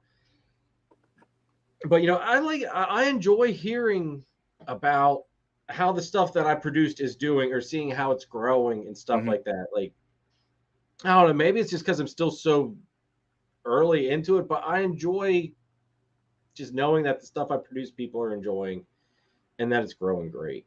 No, me too. I always like when I'll get, a year later, 6 months later, let's just send me something saying it's great. I mean, you hear from them, obviously, the first few weeks if something's not going right. You try to help them out, and you try to steer them in the right direction, tell them they were in a shoebox. Now you have them in a 5-foot tank, what to change about it, like stuff like that. Yeah. But then, when you hear about it a year later, they tag you again, when they're putting it on there. It's cool. I like knowing that they're going to good homes. I don't like, just sending them out that way and shit, no matter how many I'm producing. But sometimes the one woman that bought off of me, like I basically walked her through everything she needed to get for the snakes that she was getting from, because she didn't know how she wanted to set it up exactly. So I gave her a couple different options, and the one, hold on here, John, what's up, brother? What's up, Christine? Thanks for tuning in, guys. Appreciate it. Good people. And also Matt, Ball Python Project. What's up, dude? Thanks for tuning in as well. But yeah, so I told her, you could do a tank setup if you want, send her a video on that. And I also told her, it's like, if you want to, you could also set up like a Rubbermaid tub. I was like, there's some people that just use Rubbermaid tubs and set them up that way. Yeah. And I helped her set a Rubbermaid tub up to work for how she, the space that she had. And she, super appreciative. It works great for her. So, it made me happy. Special. She was happy. It's the college dorm special. I did it for my little cousin in her dorm because she wasn't allowed to have snakes, but she could stick them under her bed and then put the heat pad underneath it and do all that stuff. So it works. Yeah. Let's see. Reptile Lifeline says Nashville, Tennessee Exotic Pet Expo on the 15th, 16th of April. Come hang out if you all are in the area. I'll be there looking around for some cool things. All right, there you go, everybody. My buddy Steve and Stephanie at Reptile Collective. They're good people out there. There you go. Yep. Nathan, you're right. Yeah, John and Christina are slacking. Man, they act like they got a bunch of snakes to take care of or something. All their $5 snakes, and you should have invested better. They should have. They should have invested. Should have invested like $10 snakes, John. That story that John told me, man. I'm just, oh my god, that guy is a piece of work. Oh, dude, I love John and Christine. They're so freaking funny. They're awesome though. I absolutely love them. No, you've got some blood python stuff too, if I'm not mistaken, correct? I wanted to get into bloods, and then talking to a local guy, John Danner, about that. We were BSing about like the carpet python market, and then we were talking about the blood python market, and I was like, I'm just gonna stay out of that. Maybe I'll get a pair down the road, but stick with the ball pythons where I know what I'm doing. I thought I could have sworn you had bloods when you set up there at Gettysburg or something, or Sumatrans or something. That was probably Chris, right? Maybe it was Chris that had them there. That's why Chris always stuck out to me. I always liked how he had that big variety in his collection. That's nice. I like that. That's cool. I love Chris's collection, dude. Yeah. No, I thought you had bloods for some reason. No, just the balls, and I think I brought some Ackies to the show because I had some guy picking them up. Oh, okay. Yeah. So Kike says he wants another blood. They're awesome, dude. They are awesome. Like super impressive, just beautiful, beautiful. I actually think he has one of Chris's bloods, if I'm not mistaken. Yeah, I'd have to dive into the genetics and do a ton of research before I got in, because there's a lot of nice ones. There's magpies and the batiks and the this and that. And dude, call me crazy. Everybody's gonna be like, "Oh yeah, go figure." I just want a nice chrome head Sumatran, a 1-to-1 pair, chrome heads, and that make me happy. I don't think you get, for me, it doesn't get any better than that. There's that bright silver chrome head, and there's blacks and the grays and the whites, just beautiful, beautiful snakes. I'm like, all of them are burrowed in and sleeping right now. I'll try to get one of the babies out, but I think they're all under the rocks and all dug in there. Just keep it all up. Jim, what up? Thanks for tuning in. Kai says Danner is a good dude. He's not far from me. Yeah, they're in the same area. Yeah. But yeah, He's got some nice stuff. He's got like the rough scales. What you like the roughies? The rough scale pythons, the carpets. I've never really looked too much at them, in all honesty. They're basically like carpet with like Angolan keeled scales and higher end. I think they're 2,500 to 3,000 if you could find them, type of thing. But apparently they'll start coming down because they're dialing them in like clockwork, and they're able to get clutches out of them nonstop once. But I don't know how many pairs are actually being paired, that type of stuff.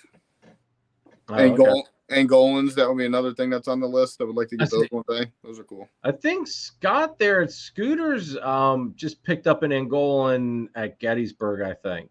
Yeah. They are neat, but yeah, there's not many people that work with those either. I'm waiting on a buddy of mine. I actually helped. Well, I'm going to say I helped to get the deal, but he basically paid like $100 for the pair. And oh, wow. So he's been growing them up, and hopefully this year is his year. And then I'm going to be like, hey, buddy, remember I helped you out? Remember how I got it? Why you have them? Yeah. So. Yeah. Nathan said, can you show off any of the Ackies? Can you get one out? Yeah. Or are they a little? They're well, I think I get one of the babies. I just gotta. This might be a catastrophe. So if you hear me, hey, you got a carpet out in the middle of the night. If you can do that, sir, I think you can get an Ackie. I could be wrong though, because I really don't know Ackies. But yeah, everybody, make sure you hit that like button, please. Also, if you're new to the channel, hit that subscribe button as well. All the support is greatly appreciated. Oh wow, I got them. And also make sure you guys check out the sponsors of this week's episode as well. All right, calm down.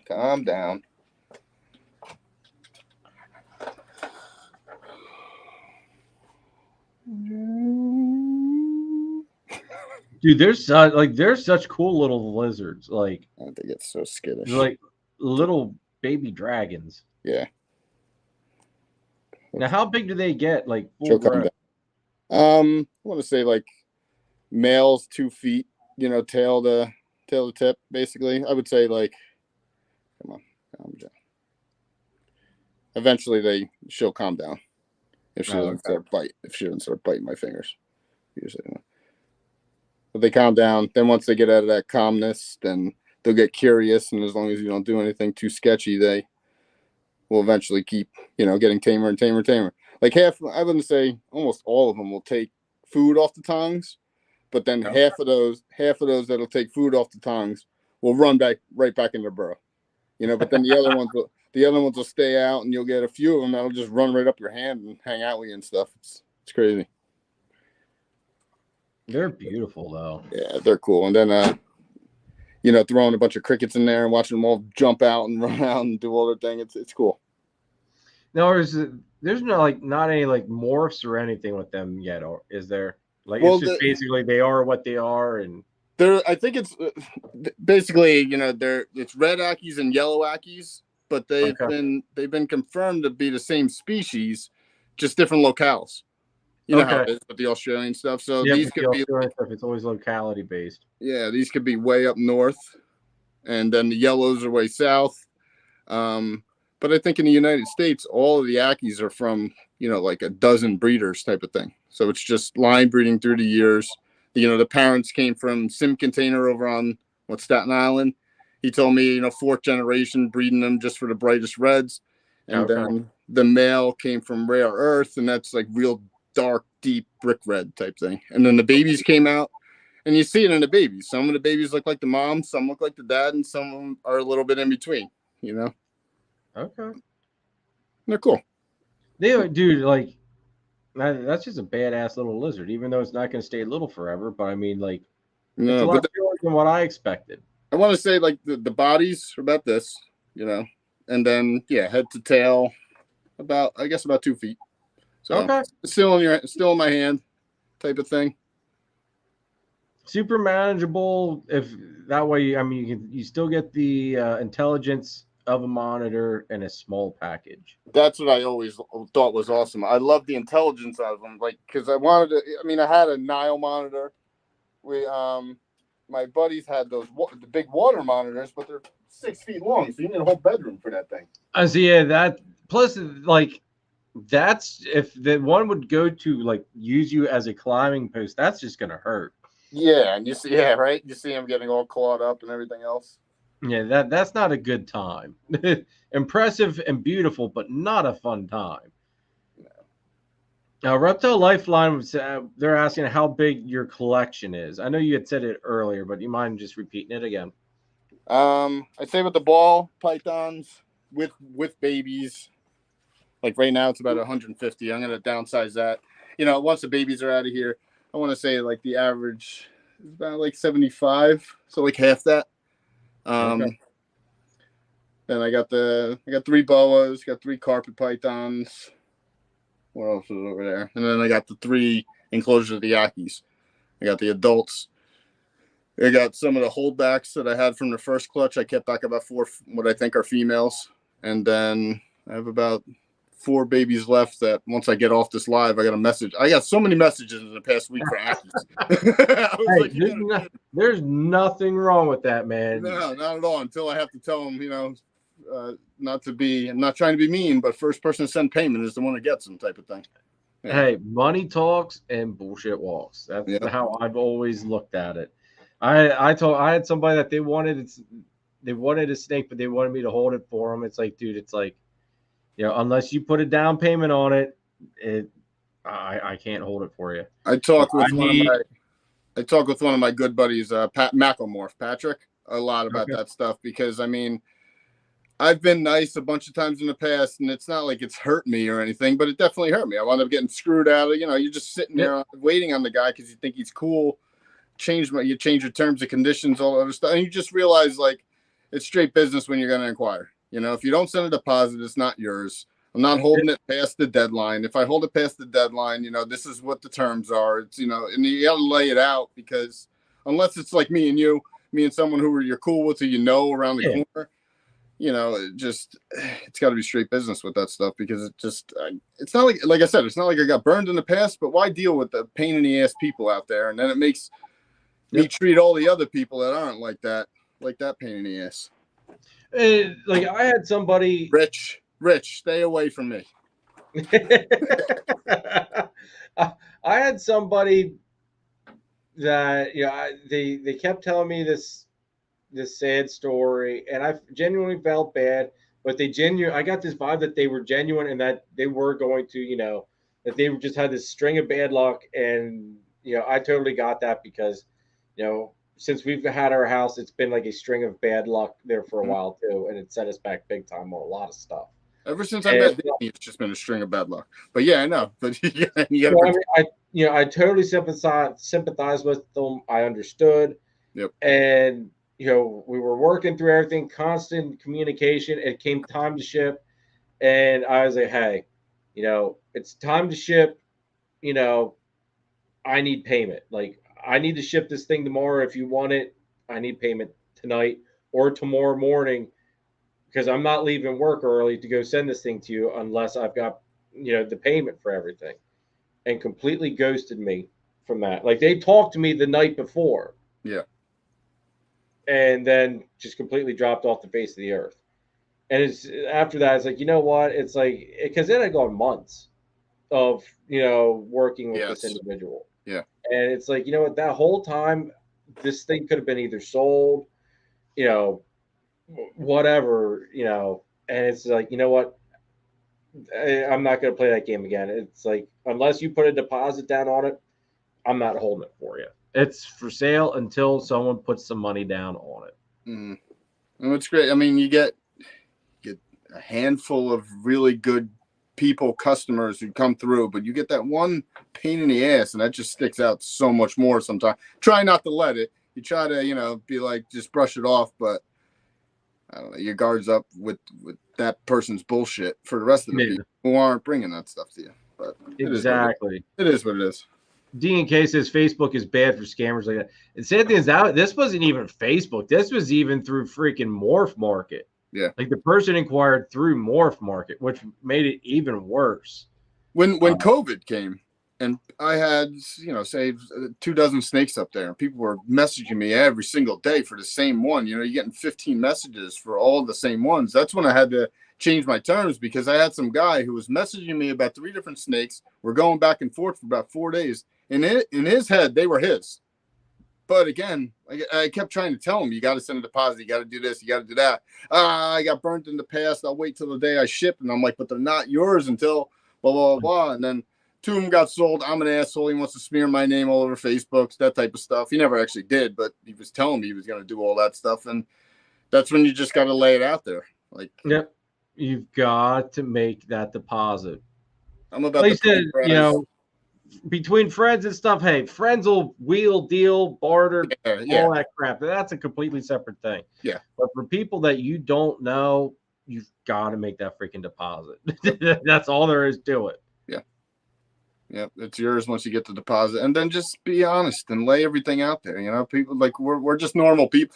It's funny when people message you or message me, they think you're some big breeder with a big facility, and I'm like, I'm a normal dude like you with some snakes in his basement. You know what I mean? We're nerding out in the same stuff, but it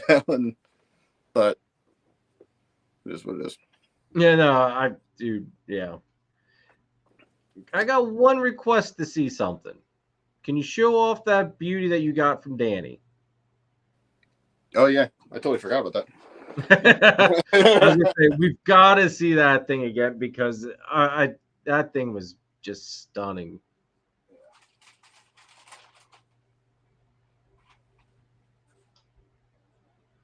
She's in shed. She's about to shed tonight.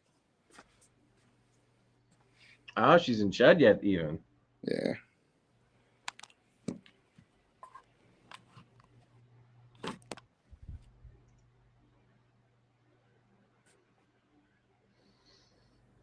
Now, just tell us all what this is again, because I think I remember, but I forget. Desert Ghost Krypton. Okay. Yeah. And female at that. And female, yeah. It was more just like it's going to work for a bunch of the stuff. So we got a Hurricane Clown, the Confusion Clown, Chocolate Clowns, all that stuff will go nice into it. But it's still not really showing. She's just freaking stunning, dude. And the camera is not doing this girl justice. Plus, she's coming out of shed. Yeah. I will tell you, this girl glows like freaking crazy. I know when Danny put her out on the table, I was like, dude, why in the hell are you getting rid? That's how I still. Danny's funny, man. I love that thing. And Nathan says, if that snake had been a male. Nathan's always talking about that. Reptile Lifeline wants to know what more. They say, are you bringing any morph that you don't have to your collection? And I'm assuming that means, are you planning on adding any more? What morph are you planning on adding that you don't have? Not right now. Like I want to just keep going into the Confusion, Hurricane, Chocolate stuff, I guess, with that. Because I have a bunch of other random, like Phantom, Vanilla, Nanny males, GHI stuff. But I think I've made a bunch of the females in the past that are sitting in the racks that I'm not using. And eventually when those males get mature, like right now I'm going to breed those males to maybe 1 or 2 females. But next year when they're more mature, maybe I'll start running them through those GHI, Mojave Sulfurs, and, different things basically to just start working those other genes. I mean, Cypress, like a nicer Cypress, because the Cypress clowns look sick. Okay. What am I talking about? I got a red stripe Cypress head candy male. So in the candy project, I'll do it. I don't know. There's always different stuff. It's like I like the stranger stuff, but I'm working in mahogany right now, which I know they're not even the same, but they're similar. I say, dude, red stripes, like, I'm on this red stripe train all of a sudden. Like, it's nice in a bunch of different combos, like not just the clown stuff, the pied stuff. It looks nice. I want to see what it looks like in a visual candy. Like, it's gonna look nice. I even like this, just the super red stripe. I think looks unique. Yeah, like I like just the look of that. I've got a red stripe girl coming from Nathan here soon. I just got to get a little bit more space here. I'm kind of like filled up at the moment. It's like crap. I gotta like some things gotta get sold so I can like get some racks being No, I hear you. installed in and all that crap. But no, plus then I've got that Bruce Wayne girl that I got from Danny that might have red stripe in, and then I got a Batman from him that could have red stripe in it. So I really want to try to prove all of those out, and see if there's actually any red stripe to be had in those two. Messing with a little monsoon stuff, monsoon and a candy. That would be like a double het male and some possible het females, but if not, then a few more years down the road, and then monsoon DG. So we'll see. But I mean, that's just one real quick. But now, do you have any of the monsoon stuff already? Like no visuals, no visuals, just hats. Yeah, just hats. Okay. So, yeah, I don't know. I mean, Cypress stuff, redhead that I don't have. Yeah, I don't know. There's a few different things, but to be honest, the past few months, past year, I haven't been looking at adding anything else because I want to. Same with the Hurricane, work that as like a, work the super, basically. Yep. So I got a bunch of females from last year grow up on the shelves, and then hopefully this year have some more powerful ones and continue the project that way. So we'll see. So I'm with you. Like I'm at the point, like I really wasn't planning on really adding anything. The stuff I'm getting coming from Nathan here soon. It all basically just complements what I've got going on. But at this point, it's like I really don't want to add anything more other than the acid male. I've got to get that acid male in this year. But other than that, it's basically just building what I have here, getting the visuals of the stuff, and just kind of upgrading everything, within the next few years. And like dialing it in, basically, right? Exactly. Get it refined. Yep. Get the visuals made, and then once I start getting some of those visuals and I've hit some of these animals that I want to hit to, progress these projects, then add something else back in, and then start working that into those visuals or the double visuals even. Yeah. I mean, I've got my first shot this year and she ovulated, waiting on the prelay shed, but my first shot at Exanthic Clowns. So I've got she has 4 eggs inside. So hopefully out of 4 eggs I can hit 1. I know those are really long freaking odds, but I've seen it done on more, on less. I've seen Billy do it on less. I've seen my one buddy, that guy Jose Pure Genetics up in Newark. He hit a 1 in 1,024, then whatever the next one is, the 5 and change, and then like 3 more that were over 1 in 100 odds, in 4 of them in the same damn clutch, he had a twin. The clown pied one was like an OD leopard fire clown pied from double het to double het, wow. And so like it happens. And then also I can do visual to het, and I can hit 1 damn visual in the 10 egg clutch. So it's like that happens. It's all in the odds gods, and like I'm hoping that I can just squeeze 1 out. If I can squeeze 1 out, I'll be happy. Male, female, I don't care. Yeah. Preferably would rather have it be the male, so that way I can throw him back into rotation a little bit faster. But I'm not going to argue if it's a female either. Yeah. I'll just be happy to hit it. Yep. But and then I've got this. I've made double head DG Exanthic stuff that I held back a 1.3 set out of that. So I've got a 1.3. So that means I've got 3.1 that I'm releasing. I'm pretty sure I've got the 1-to-1 pair already sold or spoken for. But yeah, DG Exanthic stuff I'm super excited about too. Like that's just can't wait for that. I just saw Ozzy's. It wasn't Ozzy's video. Someone was at his place like a week ago or something. I think it was the guy over in England, Scott Wilkinson. Anyways, look on his YouTube from about a week ago. Scott Wilkinson Reptiles. He went to Ozzy's place, and you saw a bunch of his DG Exanthic stuff all grown up. That's real nice. Dude, he's got OD. Got some other stuff. I said he posted a picture of as a Bumblebee Exanthic DG, Okay. That thing was that freaking breathtaking. I was there thinking that if that wouldn't bring Spider back to life just a little bit, nothing would, because that was just an amazing looking animal. Reptile Lifeline wants to know, do you breed your own rats? No, I go back and forth with like I have two and a half racks of like for ASFs, and I just killed off everyone except for like one bin last week when I had to leave. So okay. I'll basically, what I do is I've been going through cycles for like the past few years where I'm, I always have a bin or a 40-gallon fish tank with a group of them in there, and then I'll pick them up.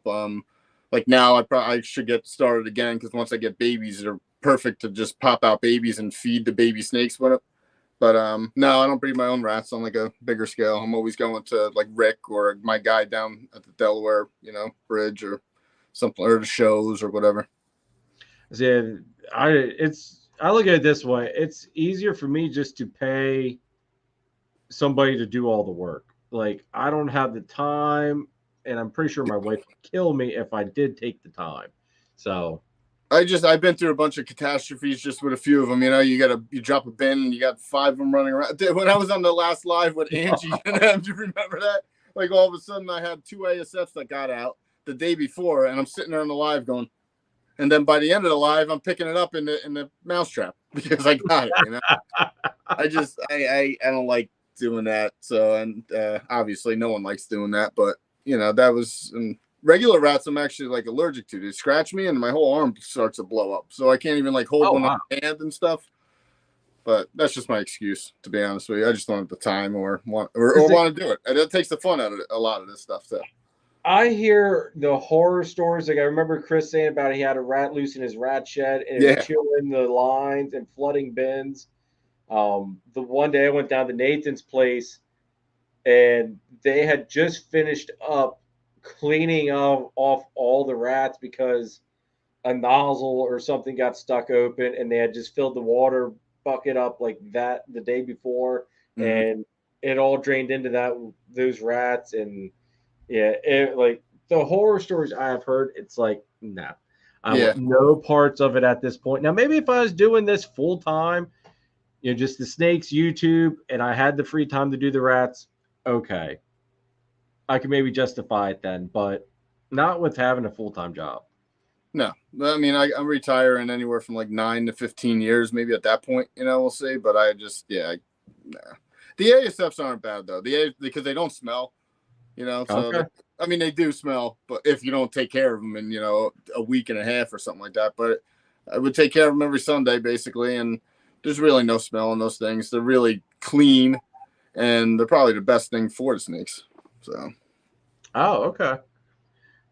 I mean, I have a bunch. These rats can be a real pain. Yeah, that day I felt so bad for them. Like it was just, it was a bad day. Yeah.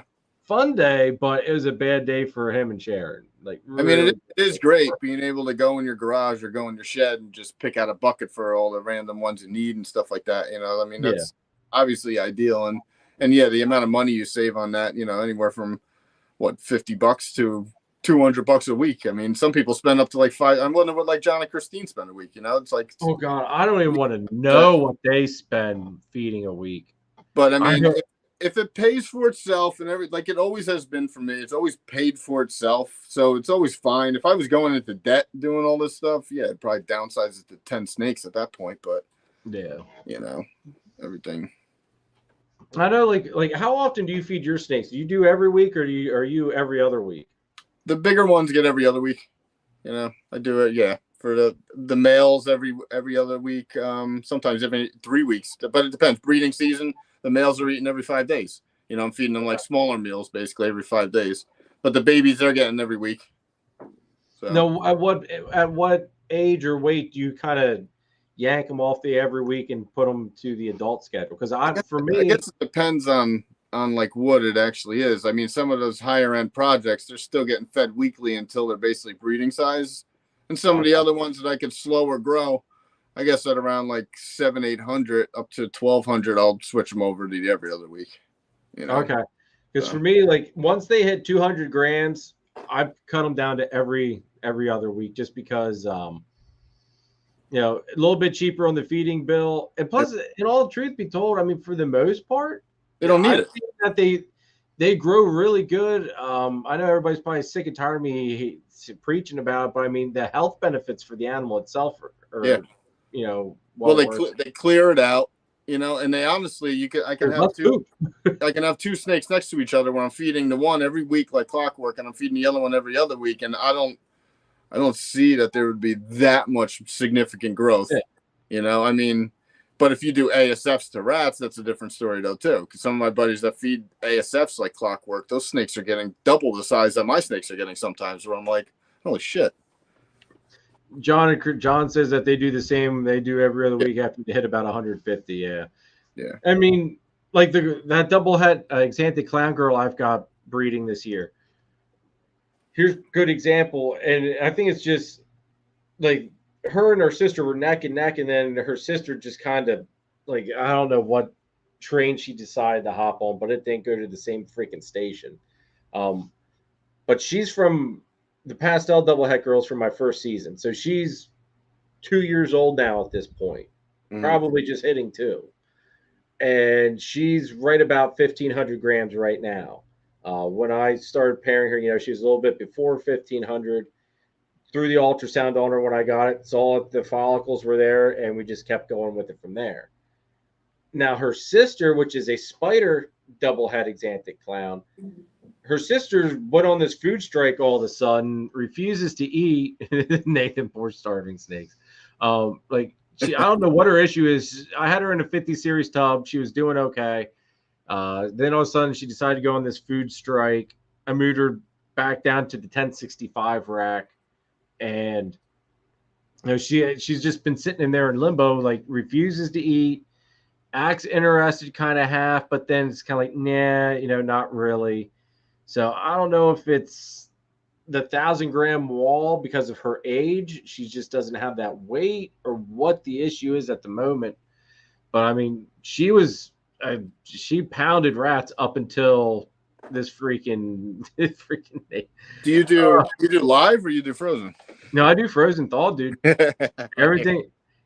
All right, you know the story about this whole pie thing, right, John? Yeah, you told. Okay, yeah, dude. I tell you what, man, I don't freaking understand it.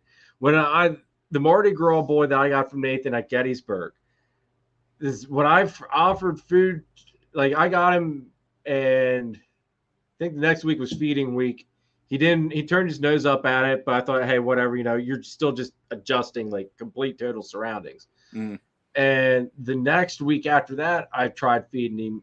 He nailed a rat right away. I took a picture. I sent it to Nathan. I was like, look, it's not all your snakes. It's just the freaking pies I get from you that don't want to eat. Like, dude, she still hasn't eaten. I've tried everything. I even tried the vanilla extract this past feeding. Still nothing. Yeah. So I don't get it. I mean, it happens. I mean, I think the longest that I've had was like 9 months. I mean, I've heard other people, you know, saying about a year or something like that on some of those females, you know, once they hit the 1,000-gram wall. But I mean, I had one that was 9 months, and then when it clicked on, it just clicked on one day. You know, just I'm looking in the tub and saw that it was just acting different than it's been, just sitting there like a rock. And people, all the tricks, right? You move them around. You try that. You try different substrate. You obviously try different live and, you know, frozen and stuff like that. And you go to ASFs and he goes, that's when you just get rid of those ones that don't eat frozen. Yeah. Well, see, here's the other thing too. The pie that I traded Nathan for this pastel pie, because he had technically upgraded me from a normal pie female to a pastel pie. Yeah. My normal pie was only eating live mice. That was it. Did the swap. Nathan went and fed her that week, or that maybe even that night. I forget, like the next day or some crazy shit. And she took a freaking rat for him, or I think maybe an ASF the first time, and then the next week she was on rats, like frozen thawed even. It's like, what the hell? Yeah. Didn't want to do it here. She did it there, no problem though. I mean, I got some that they ate rats, and then all of a sudden they just didn't. And then I tried doing all the switches, and now they're just mouse and ASF eaters, you know? And it's like, do you want to just keep messing around and starve them out until they actually do it? Yeah. You know, And that DG Krypton is going to get whatever the hell she wants for the rest of her life, you know, to be honest with you. So whatever the hell she eats, and as often as she really, well, not as often, but you know what I mean? As long as she keeps eating, she's going to keep getting those. If she wants a small damn mouse, she's going to get one of those every probably 3-4 days until she's up to size. Hopefully that's not the case, but you know what I mean? Yeah. Straight Blast asked, Jim here wants to know, aren't ASFs smaller than rats? How do they grow faster on them? Apologizes if it's a dumb question, but they can't have ASFs where he's at. Not a dumb question. No, I mean, they say that they're like the filet mignon of the, you know, meat, I guess you'd say. So they have like more lean meat, which at 100, say, a 50-gram ASF is going to be the same nutrition as a certain gram rat. You know, maybe not twice the size, but that's the theory, and some people swear by it. Some of my buddies feed only ASFs, and their collections are growing very healthy. And what's that scary face? Yeah, he's saying about my ugly mug staring at him. You know, but they're expensive. So if you have an higher end collection where all your snakes are few grand and up, a $3 ASF to a $1.25 rat, I mean, that's all personal preference, right? Yeah. You know, I know that might be one thing that I maybe have to do is I might have to bring home an ASF or two or something like that from Chris's barbecue here at the beginning of May, and see if that won't trick her into jumping back on the food. Maybe, I don't know. Yeah, it's just, it drives me nuts because I picked up a killer male from Kai there at Lucas Landon, and I would love to throw that male to her, but you know, obviously, if she's not putting on the weight, you know, I can't do it because I got a really nice. How old is she? She's probably about 1.5 years, I think. Nathan, am I right on that? She's probably about 1.5 years. She's about 900 grams. I think she's about 900 grams. Yeah. What's up, Ashley? Thanks for tuning in. It's a blast hanging out with you last night as well, Ashley. They're at Angie's Crawfish Boil and all that good stuff. Oh, you were there? I wasn't there, but we had her member live last night, and gotcha. So she was kind of walking around and letting me see everybody and say hi to everybody, and it seemed like everybody had a blast. Yeah. Eric from Drop Time was there. Yep. So yeah, I talked to them for a little bit. Yeah, they're good people. They're really all of them good people. Yep. So Angie, are you coming to the barbecue in July? Yours? Yeah. Yeah, I think so. Yeah. Okay. I say Angie and Jeff will be here. Eric is coming down for him and his wife, so it'll be good times. Yeah. Yeah, definitely. Yeah, I met up with all them in Texas, in Arlington. What was that? September, I guess. Oh, okay. Went to Earl's, did the whole, tour, hung out with them and stuff like that. So, again, I would love to do that. I told Angie next year I'm going to be doing my best to come down there for the crawfish boil and celebrate her birthday and all that stuff. Especially after them driving like 9 hours up here just for the barbecue and stuff. It's like, I've got to repay the generosity. And plus I just want to go down and hang out with everybody. Yeah. We got to go to like a Tinley or an Arlington. It's definitely, don't commit yourself to doing it every year, but just go once and stuff. Those are definitely cool just to see. That's on the agenda. That's on the agenda. You got some time. You got to wait for that little baby to grow up. I got to wait for the little guy to get a little bit older. I also have to wait till I've got the funds to justify going because, my God, if I'm going to freaking Tinley, I'm coming back with something from JD Constriction.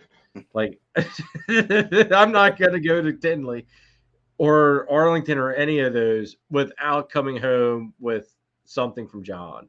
Yeah. Like, I got to get something from John Dake. That's seeing his tables in person are a lot different than seeing them on the videos. I mean, it's crazy though, some of the stuff. Oh, I believe. And he was a good dude. I mean, I'm not into any of the Xanthic stuff, but I was talking to him a bunch about the DG Xanthic project, and he was showing me a bunch of his fire Xanthics that he held back next to visual DG Xanthics, and he was like, "Which one do you like better?" And it was crazy seeing the difference, just from breeding. He's got that. He's got his Xanthic stuff so refined. Yeah, it's just out of this freaking world. Yeah, that was the thing. I was like, you know what? I want to refine. I guess something. I was gonna pick the chocolate and try to just keep refining that over the years. Yep. And that's the thing. Like, if you refine and you go, like, you just keep selecting the best of the best. You're eventually, no one's going to be able to touch that because it's going to be just that well refined through it all. Yeah.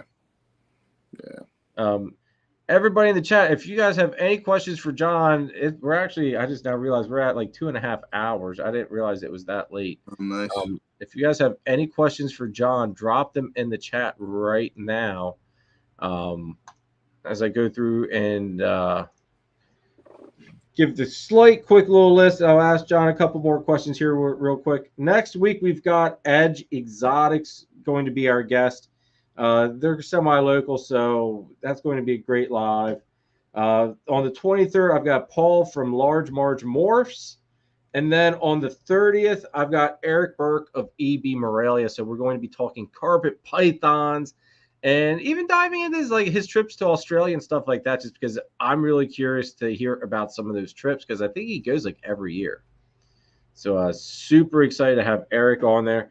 And then I don't have anybody listed for March or May. I mean, God, I'm really screwed up. And for May yet. But actually, no, that's a lie. I do have one person scheduled for May. I just didn't write it down on my list yet. But yeah. So I'm going to start scheduling people for May. So get ready because some of y'all are on my list. So hope to have Eric should be a cool one. I've been listening to his podcast, NPR forever. Basically. Oh, dude, just even being just like him and I had been messaging a lot, and the wealth of knowledge he has helped me out with, just with this last ending part of breeding with my carpets. Like it was a big breath of fresh air and relief. Mm-hmm.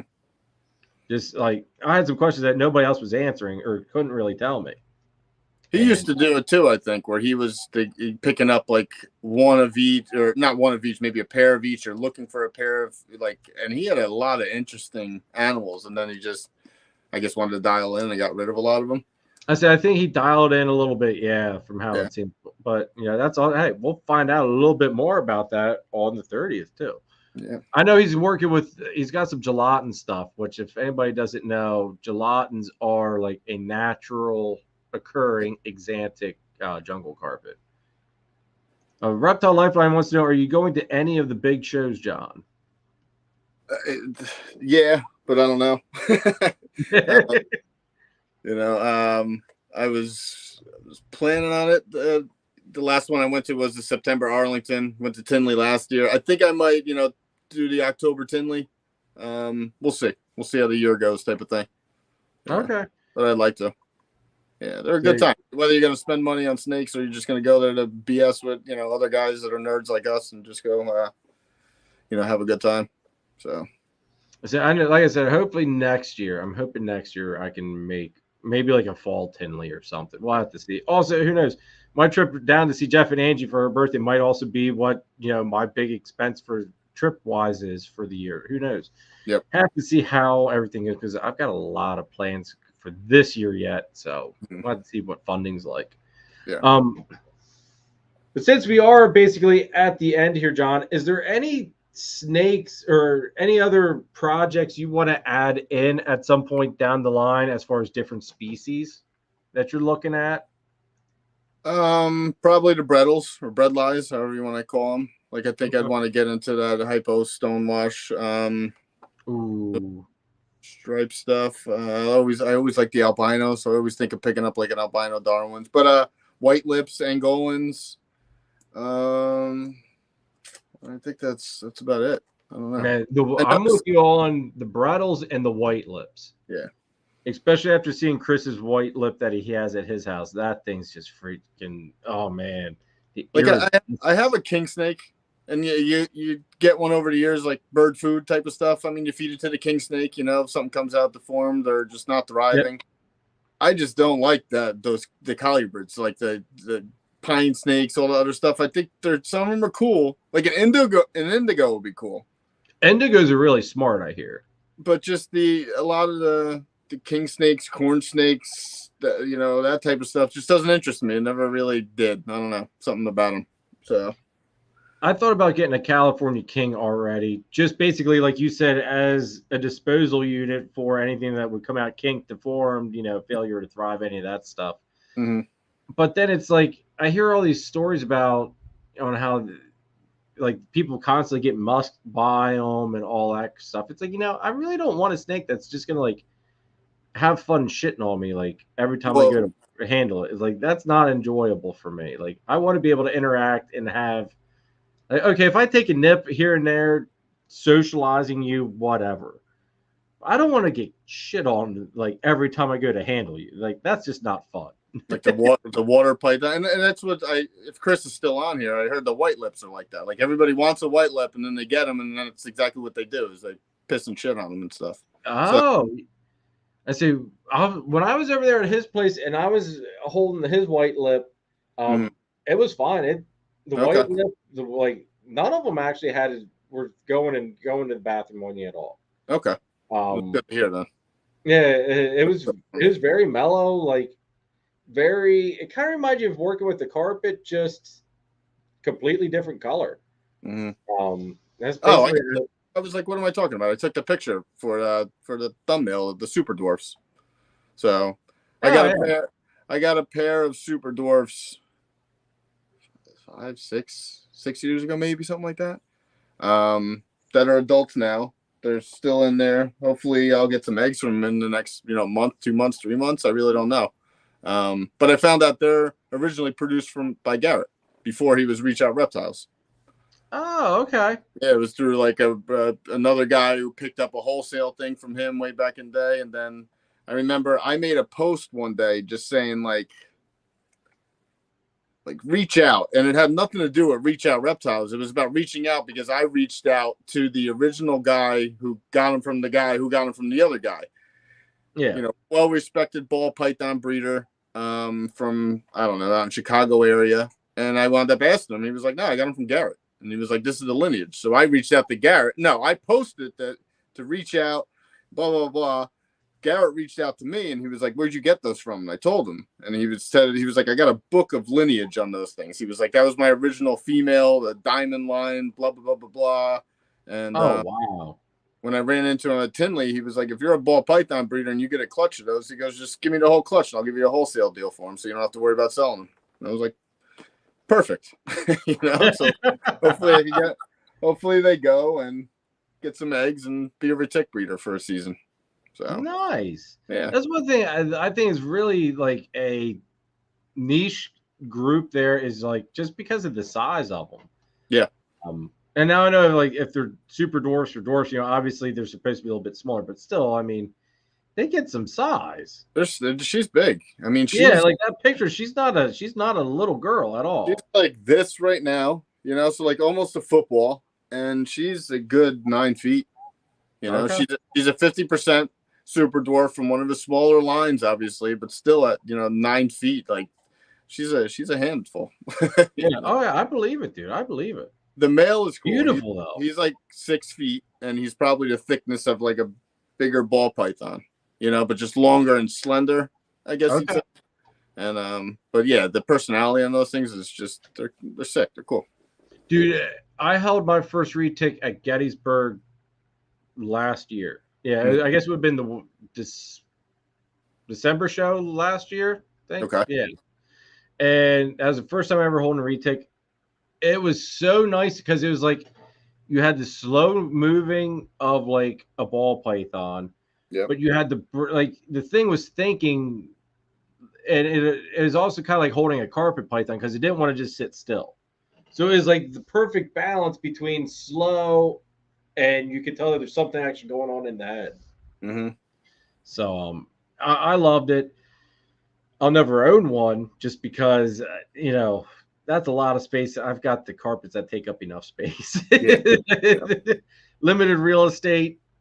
I mean, I'll let everybody else have them. I'll just look at them and enjoy them from afar, but I It was don't need to one be of those, like, happy. my old rat breeder was, going out of business and selling this whole collection. I just remember he had those, and I'm like, that'll be cool, and it was a good deal on them and stuff. So I grabbed them, and then like a year or two after that, doing research on all the information that he gave me, I was like, none of this is matching up. So that's why I started posting more about him, and then reached out to him and asked him who he got him from.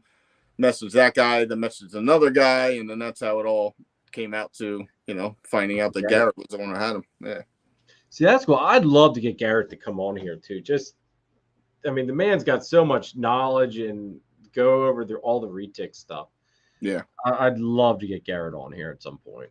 Yeah. Who knows? Hopefully, I'm going to try to get a hold of him again. Hopefully, I can get him to come on here. We'll see. If you reach out to him with a specific subject that you're looking to really like tackle in it, that might interest him more. I know he's probably crazy busy. He has probably like 12 kids over there. So, I mean, he's got the new that new facility he had done. Like, he's got a lot going on. I know that. And he's got a lot of guys in the retic community asking him to do the same thing. But that's true. Yeah. Who knows? Maybe I'll talk to Cusco. Be like, hey, Brian, talk to Garrett for me. I remember him saying in a podcast though once he likes to talk about specific subjects, not just the broad normal podcast talk where it's like, what we're BSing about and stuff right now. Yeah. Okay. Well, that's good to know though. Yeah. I'll have to kind of drum up a good topic that you can make a good hour-long show off of and just let it spiral from there. Cause I'm sure it'll be just like this where you're at almost 3 hours and it's like, well, shit. Yeah. But my last question for you, dude, before we call this a night, and everybody, if you got any more questions in the chat, now is the time to drop them. Also, make sure you hit that thumbs up for me, please, and make sure you are subscribed if you're not subscribed already. But what tips, like tip-wise, what do you have tip-wise for anybody thinking of breeding, getting into the hobby, whether it be working with multiple species, working with just ball pythons, or whatever? Working with what you like looking at every day.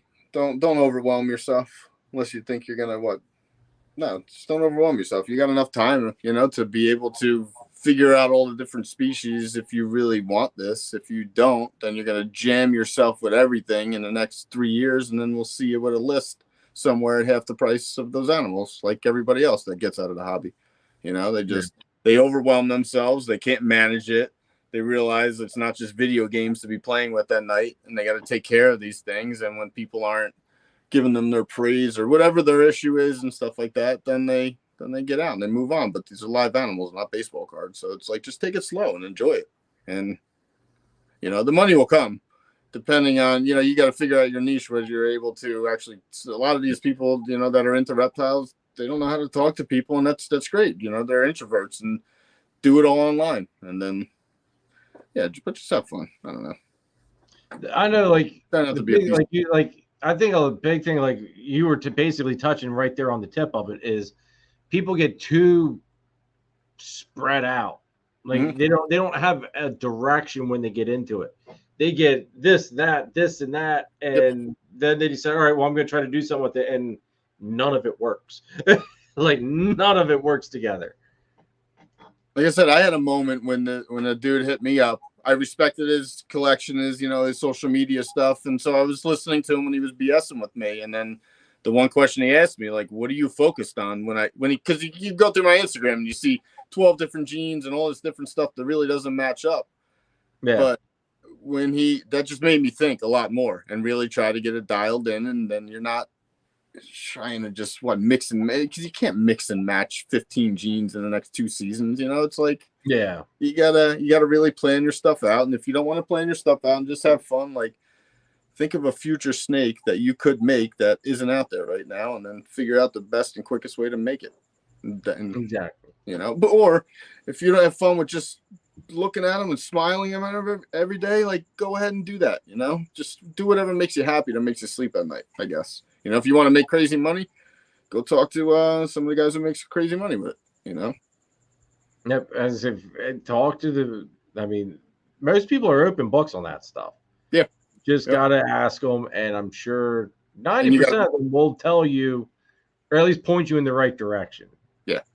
And you got to be willing to, you know, take their advice and then do what best works for you. But don't keep asking these guys the same advice over and over again and doing something else, because I can't stand when people do that to me, you know? So it's like, Yeah. I've heard Billy say the same thing a few different times. And he'll tell somebody to do something, they just do the exact opposite. And he's just like, why? Why waste my time if you're not going to freaking listen to it? Yeah. Call him an asshole. You know, just ask questions over and over and over again and just go do something else. It's like, guy, come on, guy, you know. I get it. But all right, well, that's gonna be it for tonight, everybody. I appreciate everybody hanging in there. If you guys missed any of this live, go back and rewatch it. Especially go back and listen to the rant. Everybody go and support US Arc, and you on top of it, US Arc Florida. There's some big shit that happened this week, so go and check out their Instagram, or go back into this to the beginning of this live. It's part way through, probably like 20 minutes in, roughly, something like that. But definitely go and support them, and hopefully we can get Florida Wildlife Conservation or whatever, FWC. Hopefully we can get their asses kind of put back in line. What happened there in Florida was complete bullshit. But anyway, I'm not going to get on that soapbox again and get all fired up. Nathan, thank you very much, dude. I appreciate it. I'm super happy that Nathan is also a sponsor of tonight's episode and a sponsor of the channel in general. So everybody go check Nathan out at Infinite Possible Pythons. He's got everything. Like, he's got killer ball python stuff, one-stop shop for all your branding needs. Corn snakes, Chihuahua geckos, check him out. He's definitely got some killer ball python stuff that he's working on this year. And plus, there's even some stuff in the background that he's not really letting it out yet. But you're going to want to be keeping the tabs on what's going on there, because it's definitely, it's got me on a couple wait lists. I'll just let it at that. It's got me on some wait lists. So keep an eye out on Nathan there at Infinite Possible Pythons. And like I said, if you need branding needs, tablecloths, merch, like shirts, hats, I'm sure he can do, business cards, the banners there for at shows, any of that stuff, hit Nathan up and he will get you all fixed up. And also thank you, Chris, at S Reptilia, for being a sponsor of the channel and tonight's episode. Chris, basically one-stop shop for all of your reptile needs. He's got ball pythons, blood pythons, boas, colubrids like pine snakes, bull snakes, all that good stuff. Definitely check Chris out. Plus, he is Pennsylvania's distributor of Coco to Go and the chipper. So make sure you check him out if you want to use the best Coco substrate there on the market. And plus, he also breeds his own rodents. So you need some rodents, Chris can hook you up on that one as well. His prices are very good. So make sure you check him out and tell him Jeremy sent you. You might get a little bit of a discount on something there. But definitely let him know that I sent you his way. And John, thank you, dude, for joining us tonight. I greatly appreciate it, bro. It was almost 3-hour show. I've been trying to keep these things down to 2. We just had such great conversations. There's no stopping this one tonight, brother. Yeah, man. Thanks for having me. And happy Easter to everybody. Yeah. So. Yes, everybody. Happy Easter. And John, happy Easter to you too as well. What's that? That's let's see here. Can you get better looking this Oh, Nathan. Yeah. And we got John and Christine. They're saying good show, guys. Thank you, guys. Thank you, everybody, for supporting the channel, and everybody that's watched this live this far into it. For 3 hours is a long time to dedicate to listen to 2 people sitting here and bullshit. And BS, so thank you very much, everybody, for supporting the channel and tuning in tonight. Like I said, definitely check out next week's live with Edge Exotics. And this week's video, I think, is going to be an update on Clutch 1. I think that's what I'm planning on doing. I'll have to look. I'm pretty sure it's an update on Clutch 1 because I'm kind of staggering some stuff. So definitely make sure you guys check that out because those babies are stunning. They're actually on, some of them are on their third, some of them are on their third meals already. So everything's looking good. There will be stuff being put up for sale here very, very soon. And a lot of that stuff will probably hit my Husbandry Pro store first. So click that link in the description down below for my Husbandry Pro store, and everything will hit that first a couple days before it hits Morph Market. So, excuse me. So definitely, keep tabs on what's going on there on the Husbandry Pro store. Also, I've got 2 boas still that I marked down on the Morph Market page, so go check those out as well. They're killers. It's a 1-to-1 pair that would work phenomenally together, so check it out. Hopefully they don't sit there too long because I'm actually surprised they're still there. So go check out the Morph Market, everybody, and check out the sponsors of this week's episode as well for me, folks. Please, please, please let them know I sent you. That way they know that I'm actually working and doing something for them. So let them know I sent you. I appreciate all the support. Jason Earls Exotics, great time tonight. I have to get some pics of the new snakes I acquired. Okay, yeah, dude. Yeah, send them over, dude. I'm anxious to see what you did get. I remember we were talking about them. So yeah, send me some pictures, dude. But yeah, John, thanks again. Hang on here 1 second while we wrap this up. Everybody, thank you again so much for watching tonight's live, and I will catch you next week. Later.